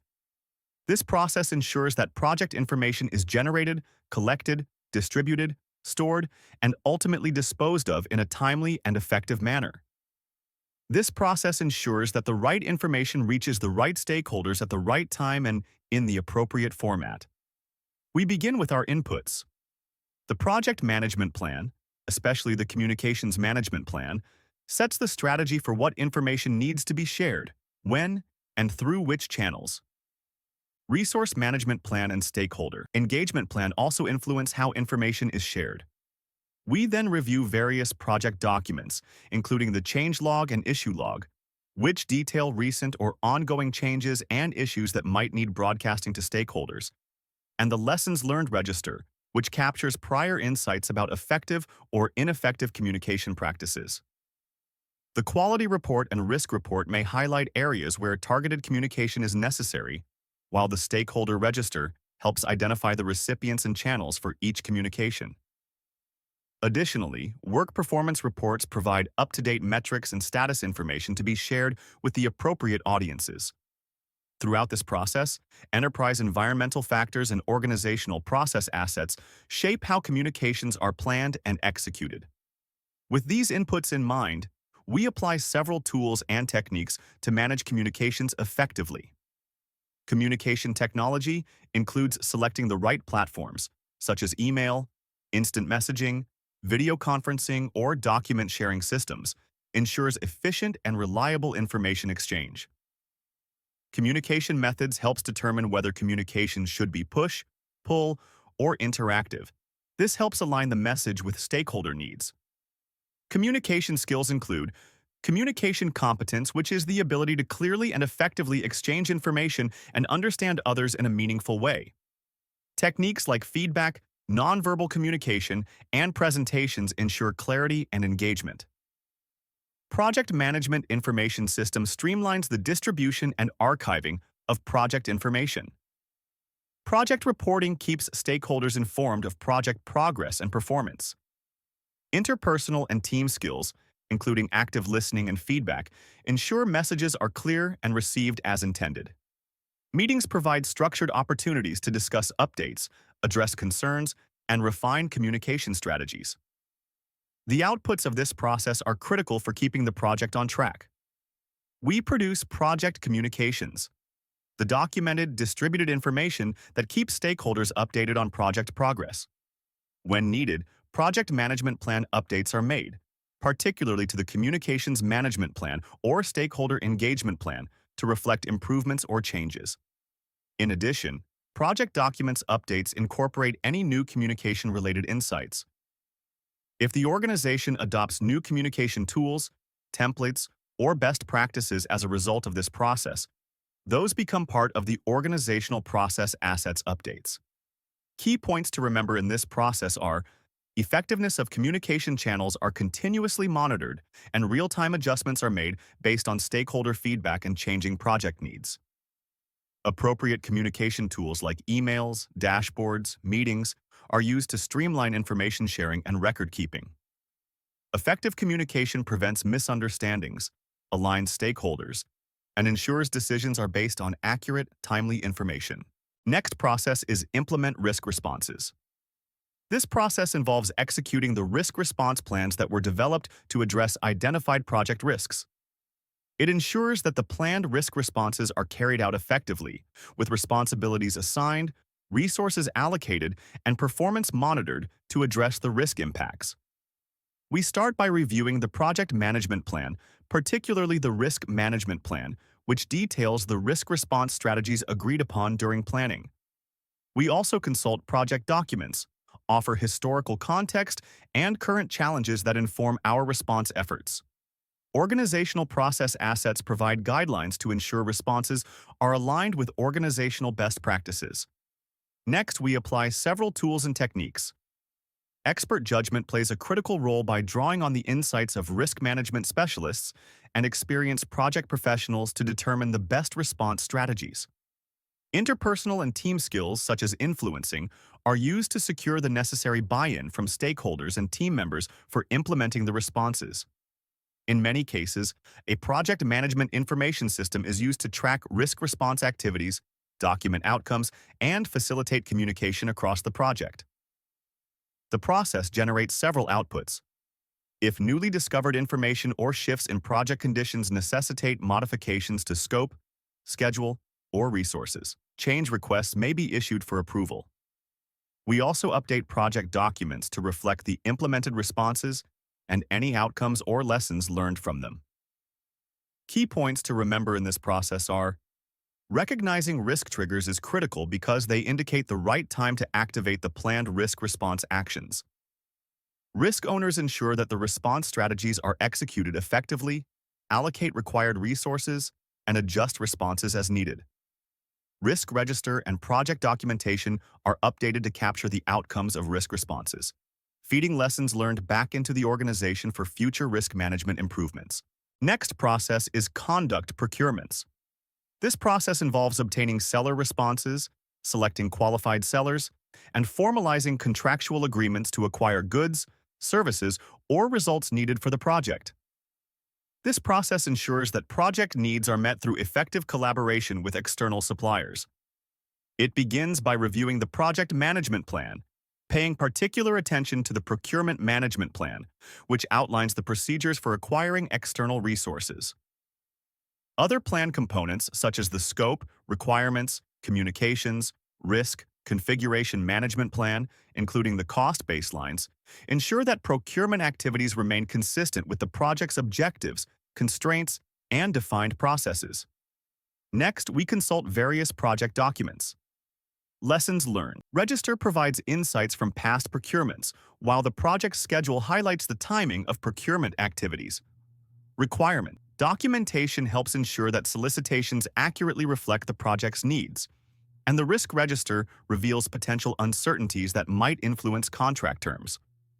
The stakeholder register identifies who needs to be involved or informed at each stage of the procurement process. We also reference procurement documentation from previous planning steps and consider the seller proposals we receive in response. Finally, enterprise environmental factors and organizational process assets shape our approach to selecting and managing vendors. With these inputs in hand, the team applies several tools and techniques. Expert judgment leverages the knowledge of individuals experienced in contract law, vendor selection, or technical aspects of the goods or services being procured. Advertising ensures that procurement opportunities reach potential sellers, especially important when broad competition is desired or legally required. Bidder conferences are formal meetings where potential vendors gather to clarify requirements and ask questions before submitting their proposals. Data analysis, particularly proposal evaluation, involves comparing vendor offers against defined criteria to identify the most suitable proposal. Meanwhile, interpersonal and team skills, such as negotiation, help finalize contract terms, ensuring a fair and mutually beneficial agreement between the buyer and the selected seller. Once the selection process is complete, the outputs of conduct procurements come into play.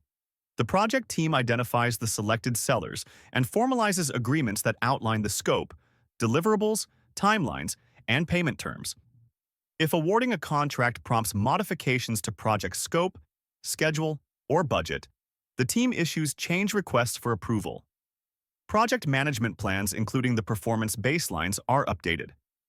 Similarly, project documents are revised to reflect the newly selected sellers and any updated procurement details. Finally, the organization itself may benefit from organizational process assets updates, for instance by incorporating new vendor information or refining procurement templates for future projects. Key points to remember in this process are: potential sellers are engaged to submit proposals, quotes, or bids in response to the project's needs. Procurement involves negotiating contract terms and conditions, ensuring that risks, responsibilities, and expectations are clearly defined. This process finalizes and awards the contract, ensuring all agreements are documented and formalized, setting the stage for contract administration during project execution. It ensures that the procured goods or services are aligned with project objectives, timelines, and quality standards. It also reviews and analyzes seller submissions based on established criteria and evaluation methods to ensure the best fit for project requirements. Next process is manage stakeholder engagement. This process involves executing the stakeholder engagement plan to build and maintain strong, positive relationships with stakeholders. It focuses on actively communicating, resolving issues, gathering feedback, and adapting engagement strategies throughout the project lifecycle. To begin, the team reviews several inputs. The project management plan provides key guidance for this process, particularly through the stakeholder engagement plan and communications management plan, which outline how stakeholders should be engaged and what information should be shared. The change management plan governs how changes affecting stakeholder engagement are handled. In addition, project documents, notably the stakeholder register, which details stakeholder interests, influence, and communication needs, as well as documents such as the issue log and lessons learned register, offer detailed background on stakeholder interactions and past engagement experiences. Additionally, enterprise environmental factors and organizational process assets influence engagement strategies with external regulations, organizational policies, and best practices. Next, the team employs a variety of tools and techniques to ensure effective stakeholder engagement. Expert judgment is leveraged to draw upon the insights of individuals with deep experience in managing stakeholder relationships. Communication methods and interpersonal and team skills are applied to build trust and address stakeholder concerns proactively. In addition, meetings serve as structured forums where project managers and stakeholders discuss progress, resolve issues, and refine engagement strategies based on real-time feedback. As a result of these efforts, the process produces several important outputs. One key output is a set of change requests that may arise if adjustments to the stakeholder engagement strategy are needed based on evolving project conditions or stakeholder feedback. There are also project management plan updates to ensure that the overall project strategy remains aligned with stakeholder needs. Furthermore, project documents updates are made ensuring that all documentation accurately reflects the current state of stakeholder relationships and any new insights gained through engagement activities. Key points to remember in this process are: stakeholders are engaged through regular updates, meetings, and feedback sessions. Conflicts or concerns that may arise among stakeholders are proactively resolved. Stakeholder engagement approach is adjusted based on evolving needs, project changes, and feedback. Trust and collaboration are fostered by ensuring stakeholders feel heard, valued, and involved. Stakeholder feedback is collected, analyzed, and addressed to improve project outcomes. Next process is monitor and control project work. This process involves continuously collecting, analyzing, and reporting on project performance data to compare actual progress with the project management plan. It enables project managers to identify variances, assess their impact, and implement corrective actions to keep the project aligned with its objectives. We start with our inputs. The project management plan is our primary guide. It sets the baselines for scope, schedule, cost, and quality. In addition, the team examines a variety of project documents to gain insights into current and anticipated performance. These include assumption log, where assumptions are documented, basis of estimates, which details how costs or durations were calculated, and cost forecasts and schedule forecasts, which project the financial and temporal trajectories of the project. The issue log captures problems and concerns that may influence project health, while the lessons learned register helps contextualize performance trends based on past experiences. The milestone list highlights key checkpoints in the project timeline, and quality reports summarize findings from quality control and assurance activities. The risk register identifies uncertainties that might affect project outcomes.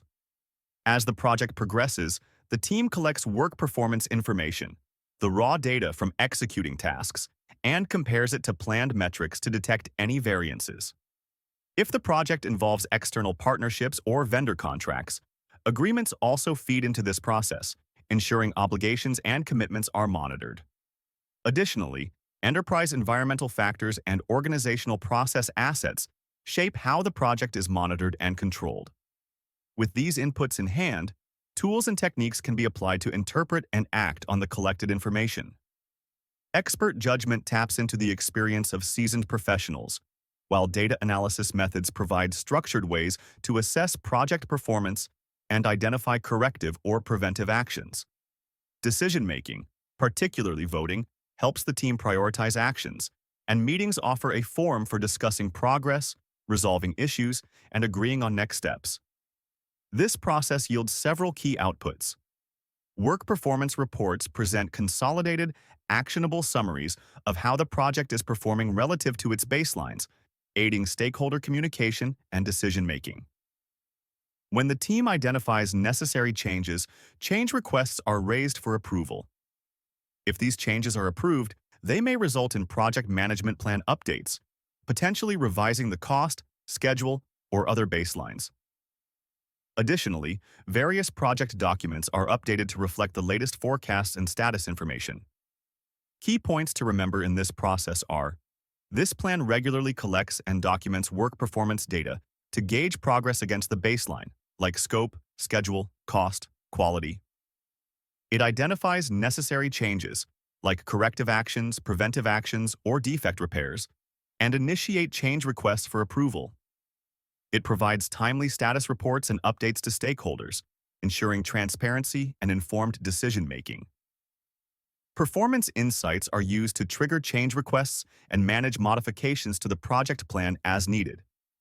Techniques are used like variance analysis, trend analysis, and earned value management to compare actual performance against baselines of scope, schedule, cost.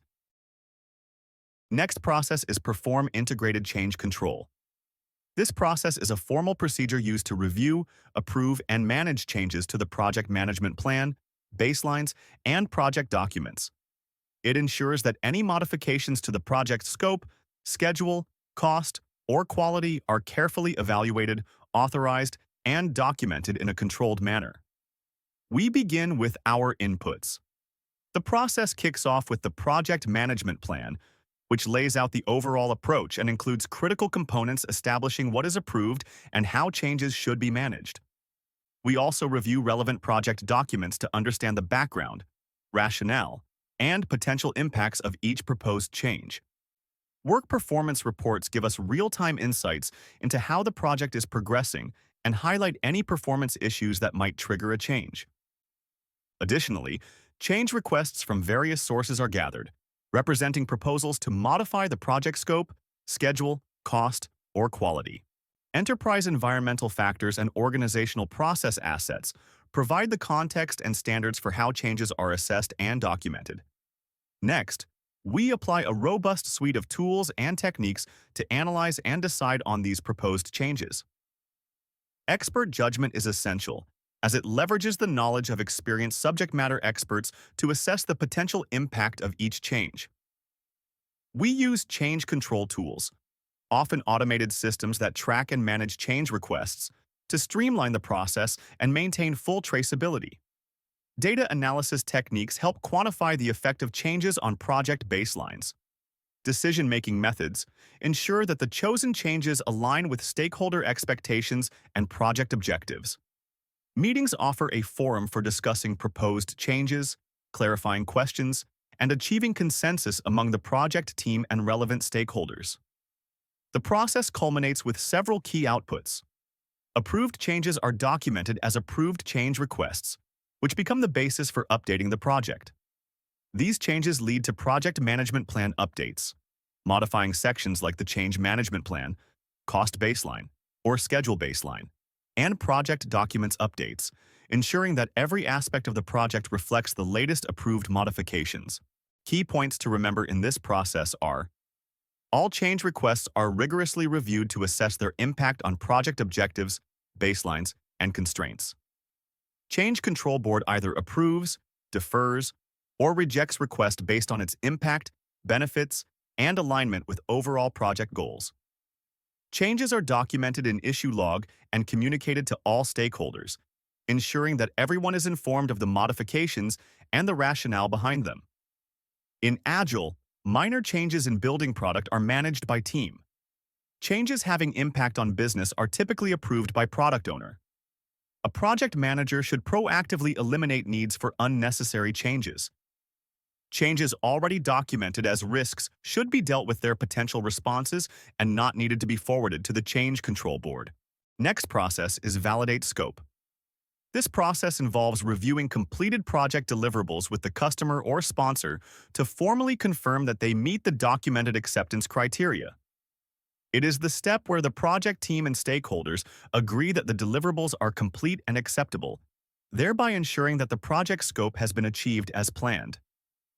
In inputs, we begin by reviewing the project management plan, particularly the scope management plan and requirements management plan, as well as the scope baseline, which outlines the approved project scope. These elements provide a framework for what needs to be validated and how acceptance will be determined.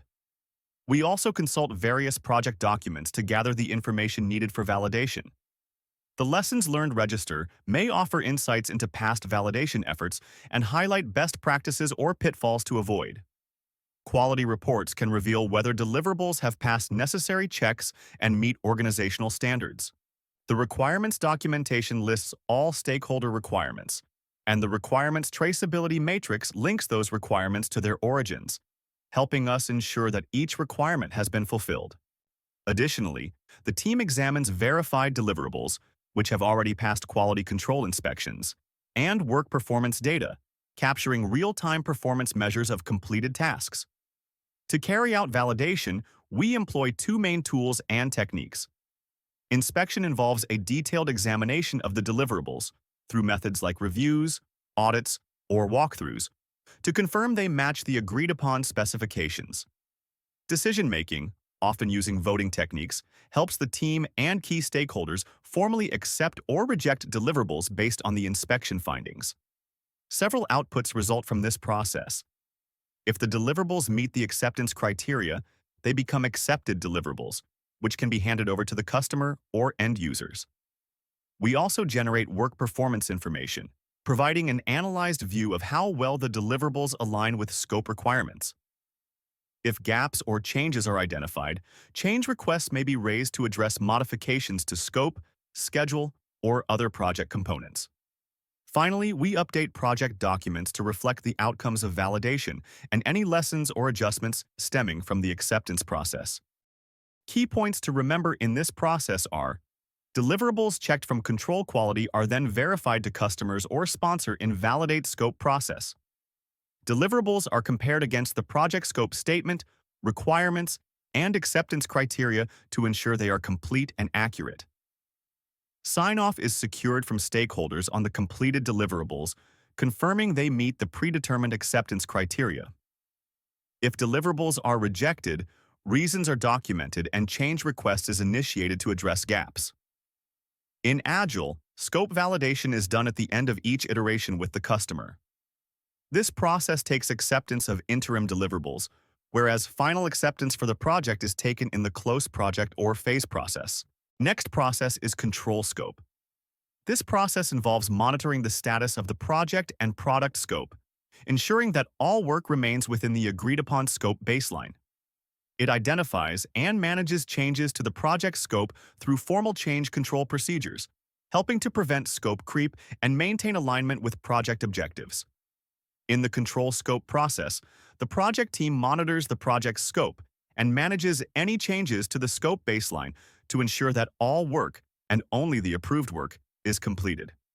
We begin by reviewing the project management plan, which provides the guidelines and procedures for controlling scope. Additionally, the performance measurement baseline offers metrics and thresholds for evaluating actual scope performance. These elements guide how scope changes are identified, documented, and approved. We also examine project documents, such as the Lessons Learned Register, for insights on past scope control efforts, and requirements documentation along with the requirements traceability matrix, to verify whether the work aligns with the agreed-upon requirements. The project's work performance data, which includes real-time measures of completed tasks and deliverables, helps the team understand current scope status. Finally, organizational process assets like standardized procedures, historical data, and templates provide a reference for how scope control activities are typically conducted within the organization. Using these inputs, we apply data analysis techniques to compare planned versus actual results. Variance analysis highlights any discrepancies between the approved scope baseline and what has been delivered so far, while trend analysis identifies patterns over time, allowing the team to predict potential scope issues before they escalate. Several outputs emerge from this process. Work performance information is generated, providing a more refined view of scope performance than raw data alone. If scope deviations require adjustments to the project, change requests are raised, following the established change control process. Additionally, we make project management plan updates, which may involve revising the baselines to reflect approved changes. Relevant project documents are also updated to capture newly identified scope issues, approved modifications, and lessons that will guide future scope control activities. Key points to remember in this process are: control scope detect any deviations or unauthorized changes from the scope baseline and evaluate its impact on the project. It uses established change control processes to approve, document, and integrate any necessary modifications to the scope. It actively manages and controls any incremental changes to maintain focus on the project's original objectives. It also records all scope changes, update relevant project documents, and communicate adjustments to stakeholders to ensure transparency. Next process is control schedule. This process involves monitoring project progress to ensure that activities are being completed according to the approved schedule baseline. It focuses on detecting deviations from the planned timeline, analyzing their impact, and implementing corrective actions to keep the project on track. We begin with our inputs. The project management plan, particularly the schedule management plan, provides the methodology and guidelines for monitoring the schedule. The baselines define the approved timelines and work that must be tracked. The team also examines various project documents alongside real-time work performance data. These sources offer insights into the current status of tasks, resource availability, and any risks that might affect the schedule. Additionally, organizational process assets, such as historical records and standardized procedures, guide best practices for schedule control. With these inputs in hand, the team applies multiple tools and techniques to assess schedule performance and determine corrective or preventive actions. Data analysis methods reveal how actual progress compares to the plan and highlight potential future deviations. The critical path method pinpoints the sequence of activities that directly impacts the project's completion date, while resource optimization techniques help adjust workloads and resource assignments to improve efficiency. The team may also use leads and lags to refine activity relationships or employ schedule compression methods, such as crashing or fast-tracking, to accelerate timelines if necessary. A project management information system supports these efforts by consolidating schedule data, automating calculations, and providing a centralized platform for analysis. As a result of these analyses, several outputs are produced. Work performance information presents a refined view of schedule status, turning raw data into actionable insights. If discrepancies between actual progress and the plan require adjustments, change requests are raised for formal review and approval. Once approved, these changes may prompt project management plan updates. Relevant project documents are also updated to capture the latest information and decisions. Through this structured, ongoing cycle of monitoring and adjustment, Control Schedule helps keep the project on track, ensuring that time-related objectives are met and stakeholders remain well-informed. Key points to remember in this process are: this plan continuously tracks actual work progress against the project schedule to detect any deviations from the planned timeline. It compares actual performance with the schedule baseline to identify delays or accelerations and assess their impact on project milestones and deadlines. It also implements adjustments such as schedule compression, resequencing of activities, or resource reallocation to address deviations and maintain alignment with project objectives. Future schedule performance is predicted using trend analysis or earned value management. Change requests are submitted for approval if baseline adjustments are needed. This process provides regular updates and status reports on schedule performance to stakeholders, ensuring transparency and facilitating informed decision-making. Next process is control costs. This process involves monitoring project expenditures to ensure that actual costs remain within the approved cost baseline. It focuses on tracking spending, analyzing variances between planned and actual costs, forecasting future expenditures, and implementing corrective actions as needed. The inputs begin with examining the project management plan, specifically the cost management plan, which outlines how cost variances will be measured and controlled. The cost baseline and the performance measurement baseline provide reference points against which actual spending is compared. We also consult project documents, such as the Lessons Learned Register for past insights, and the project funding requirements, which indicate the authorized budget releases over time. Meanwhile, work performance data reveals real-time information on the actual costs incurred, and organizational process assets, like cost control procedures and historical cost data, offer a framework for consistent monitoring. With these inputs in hand, the team applies a range of tools and techniques to identify and address cost variances. Expert judgment leverages the knowledge of financial analysts or seasoned project professionals. Data analysis methods are key. For instance, earned value analysis integrates scope, schedule, and cost data to produce performance metrics like cost variance and cost performance index. Variance analysis compares actual spending to the cost baseline to highlight discrepancies, while trend analysis identifies patterns that may indicate future cost overruns. The two complete performance index calculates the efficiency required to meet the cost target. Finally, a project management information system streamlines data collection and reporting, enabling swift responses to emerging cost issues. As a result of these activities, the process produces several outputs. Work performance information presents an interpreted view of how actual spending compares to the baseline. If corrective actions are necessary, change requests are raised for approval.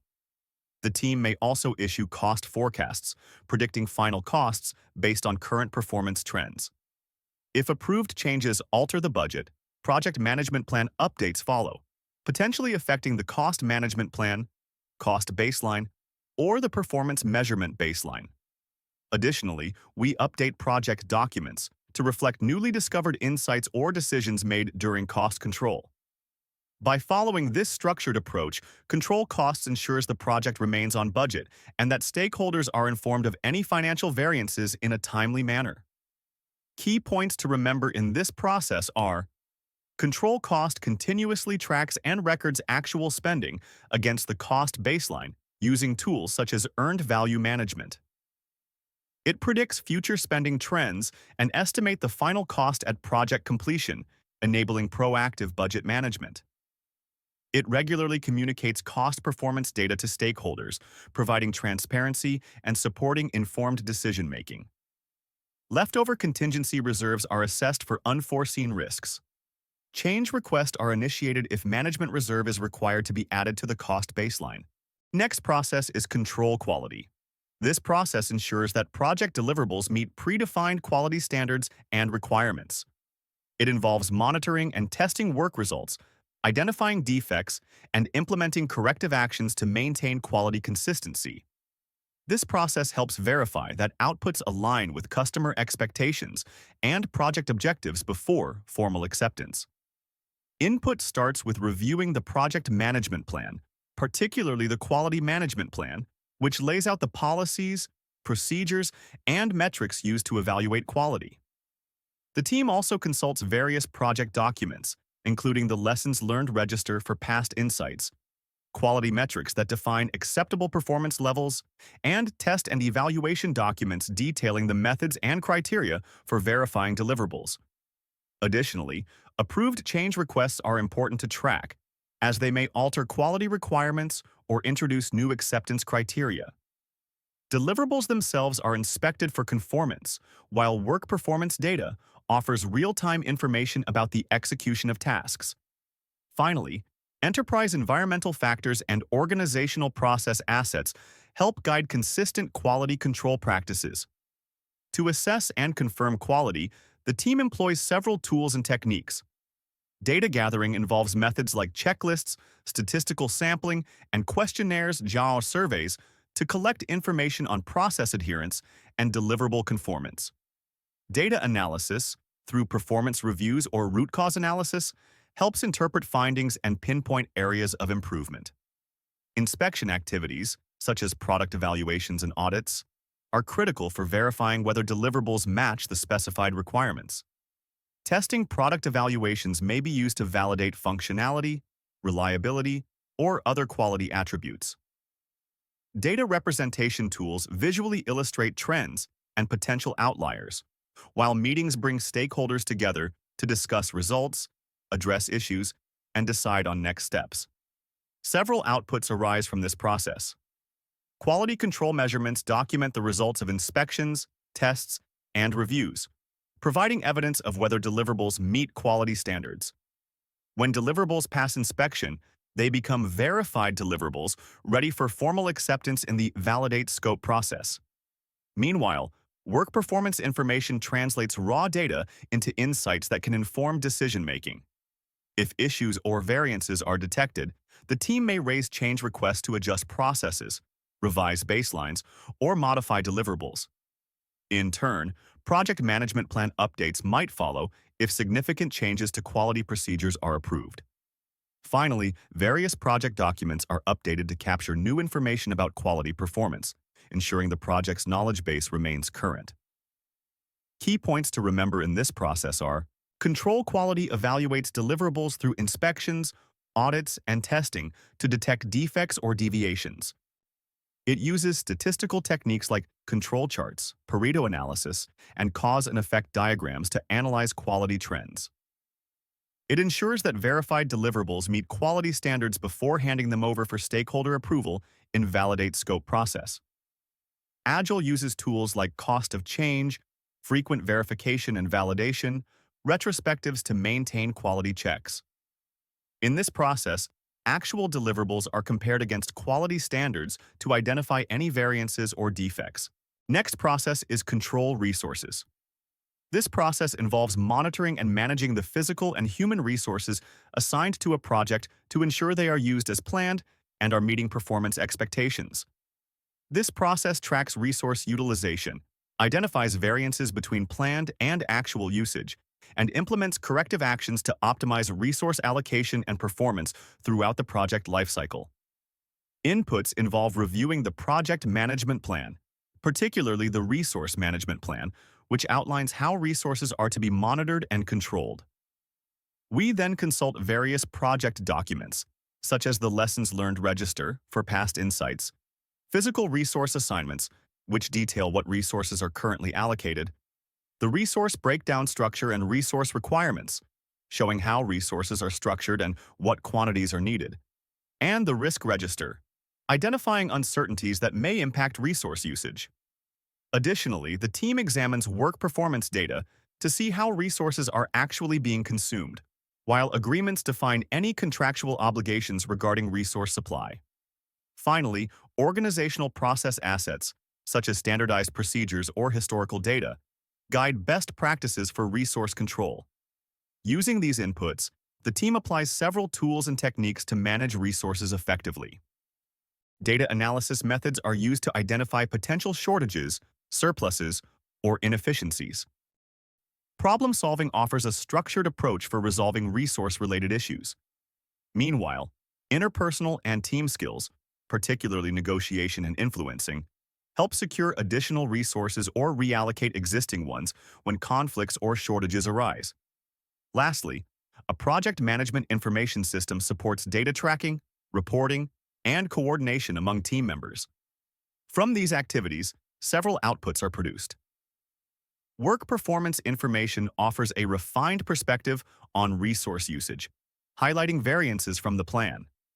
If adjustments to scope, schedule, or budget are needed to address resource issues, change requests are raised. Approved changes may lead to project management plan updates, which can include revisions to the resource management plan, schedule baseline, or cost baseline. Various project documents are also updated to capture new resource decisions and any lessons learned from controlling resources.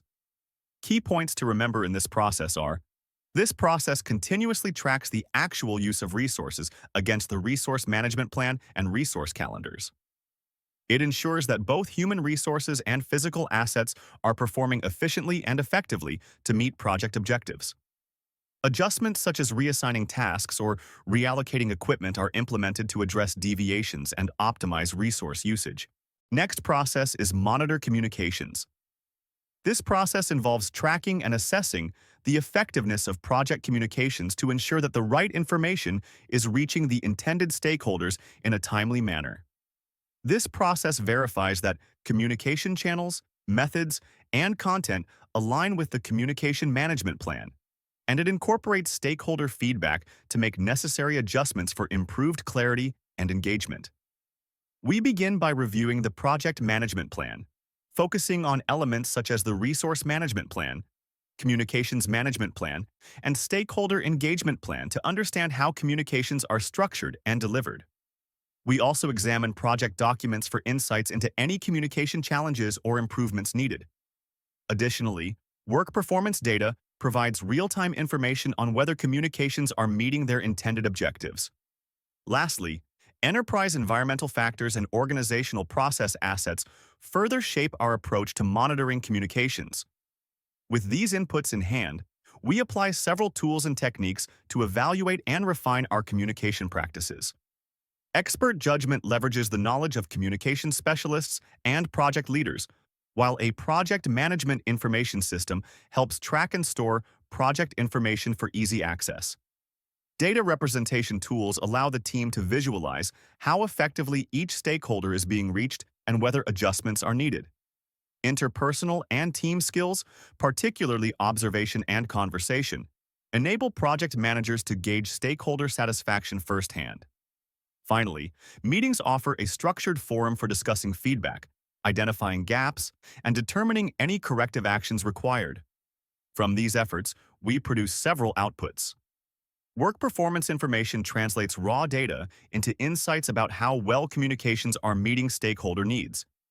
If improvements or corrections are necessary, change requests may be issued, potentially leading to updates in communication strategies or project baselines.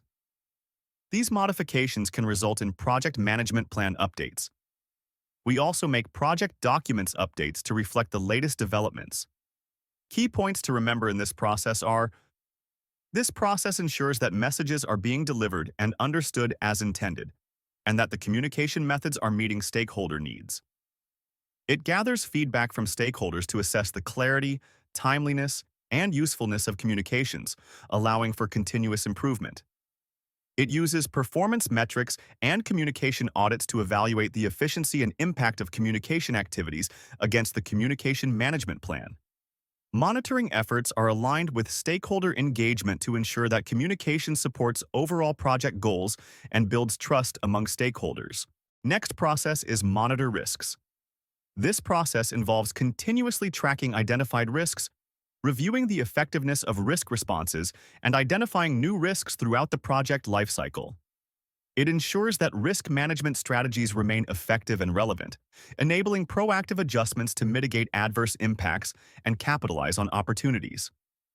The process begins by examining the project management plan, particularly the risk management plan, which outlines how risks will be monitored and controlled throughout the project. Additionally, the team reviews relevant project documents to understand current risk statuses, any newly discovered issues, and insights from past risk management activities. Work performance data offers real-time metrics on project performance, while work performance reports present analyzed information on how the project is tracking against its objectives. With these inputs at hand, the team applies several tools and techniques.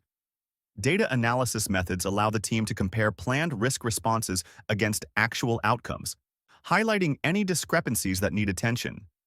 Technical performance analysis focuses on key technical parameters to identify variances that might signal emerging risks. Reserve analysis helps the team evaluate whether existing contingency and management reserves remain sufficient or need adjustment.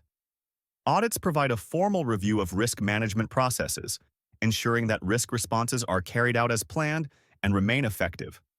Lastly, meetings give stakeholders and team members a forum to discuss risk-related updates, review recent events, and make decisions about any needed risk response adjustments. From these monitoring activities, several outputs emerge. Work performance information synthesizes raw data into actionable insights about how risks are affecting project progress. If the team identifies a need to modify scope, schedule, budget, or risk response strategies, change requests are raised for formal review and approval. Approved changes may lead to project management plan updates, potentially revising the risk management plan or other relevant sections to accommodate new risk strategies. Additionally, the team updates project documents to reflect the latest status of risks, lessons gained, and any adjustments to risk responses. Finally, if significant changes are made to organizational processes or best practices, organizational process assets may also be updated to capture and share these improvements across future projects. Key points to remember in this process are: this process monitors risk triggers, status, and residual risks to detect changes in their probability, impact, or status. Periodic reviews and risk audits are conducted to validate the overall risk management process and to incorporate lessons learned. Performance of implemented risk responses are assessed to ensure they are mitigating risks as planned. Note that workarounds are unplanned responses to deal with unanticipated risks. In Agile, retrospectives and risk burn-down charts are used for monitoring and controlling risks. Risk register, risk report, and response plans are updated as a result of this process. Next process is control procurements. This process involves monitoring and managing procurement activities and relationships to ensure that seller performance aligns with contractual obligations and project requirements. It ensures that the goods, services, or results delivered meet quality, cost, and schedule expectations while addressing any issues or deviations in a timely manner. This process begins with a thorough review of the project management plan, especially the requirements management plan, risk management plan, procurement management plan, change management plan, and the schedule baseline, all of which provide guidance on how contracts should be managed, monitored, and closed. Next, the team consults various project documents. These may include assumption log and the lessons learned register, which offers insights into effective procurement oversight from past experiences.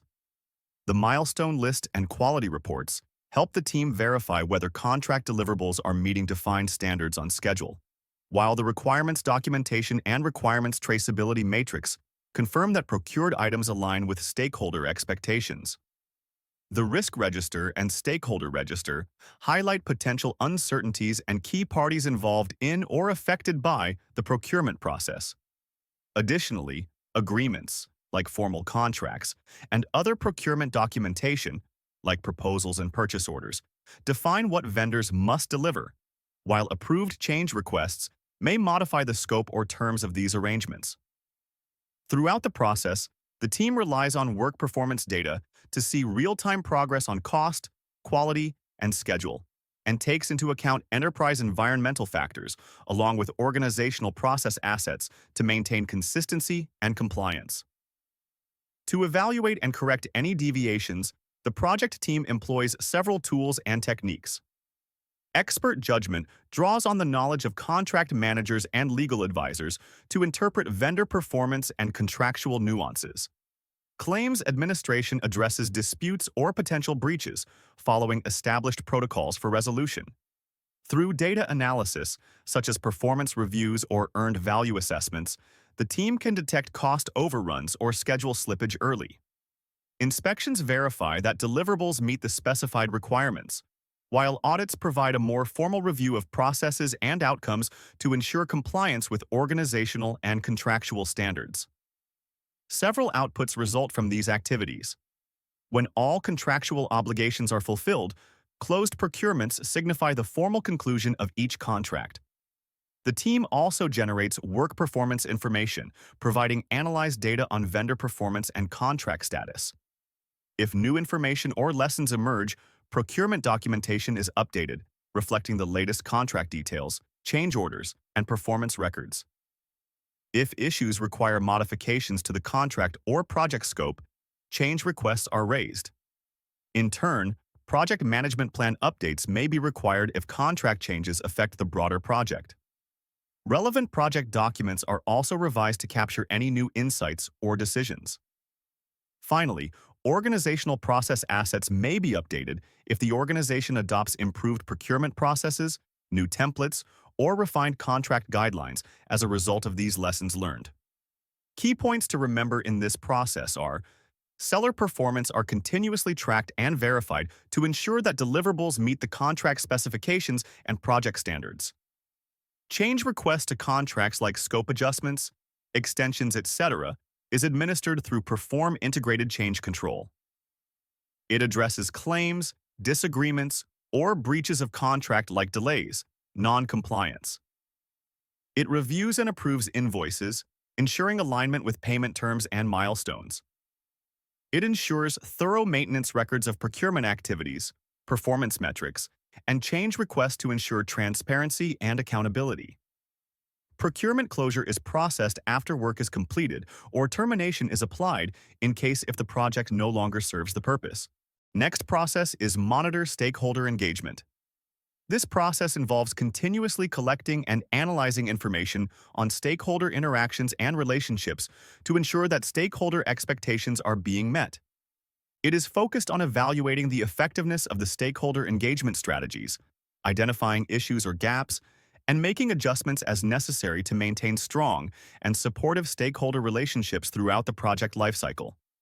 We begin by reviewing the project management plan, particularly the resource management plan, communications management plan, and stakeholder engagement plan, which collectively outline how resources are allocated, how information is communicated, and how different stakeholders should be engaged. Next, we consult various project documents. The issue log highlights current or recurring concerns that may affect stakeholder relationships, while the Lessons Learned Register captures insights from past engagement activities. The Risk Register points out uncertainties that might impact stakeholder satisfaction, and the Stakeholder Register itself provides detailed information on each stakeholder's influence, interests, and communication needs. Work performance. Data offers real-time metrics on how well engagement activities are meeting expectations. Enterprise environmental factors and organizational process. Assets also guide how stakeholder engagement is monitored and refined. With these inputs in hand, we employ several tools and techniques to gauge and improve stakeholder engagement. Data analysis methods, such as alternatives analysis, root cause analysis, and stakeholder analysis, help the team understand the effectiveness of current engagement strategies and uncover any underlying issues. Decision-making, including multi-criteria, decision analysis and voting, can be used to prioritize engagement efforts or select among different communication approaches. Data representation tools, such as stakeholder engagement matrices, visually convey how stakeholder attitudes or involvement may be shifting over time. Communication skills allow for open dialogue, ensuring that stakeholders' voices are heard. Meanwhile, interpersonal and team skills are essential for building trust and resolving disputes. Lastly, meetings offer structured opportunities to review engagement progress, discuss new concerns, and plan next steps. The outputs of this process include Work performance information, which transforms raw data into actionable insights about stakeholder engagement trends. If changes to the project or its engagement strategy are necessary, change requests are submitted for review and approval. Updates may be made to the project management plan to reflect newly agreed-upon tactics or to address shifts in stakeholder expectations. Likewise, project documents are revised to record new engagement strategies or outcomes. Key points to remember in this process are: stakeholder engagement activities and interactions are regularly reviewed to measure the level of support, satisfaction, and involvement. Feedback is collected and evaluated from stakeholders to determine if their needs and concerns are being addressed effectively.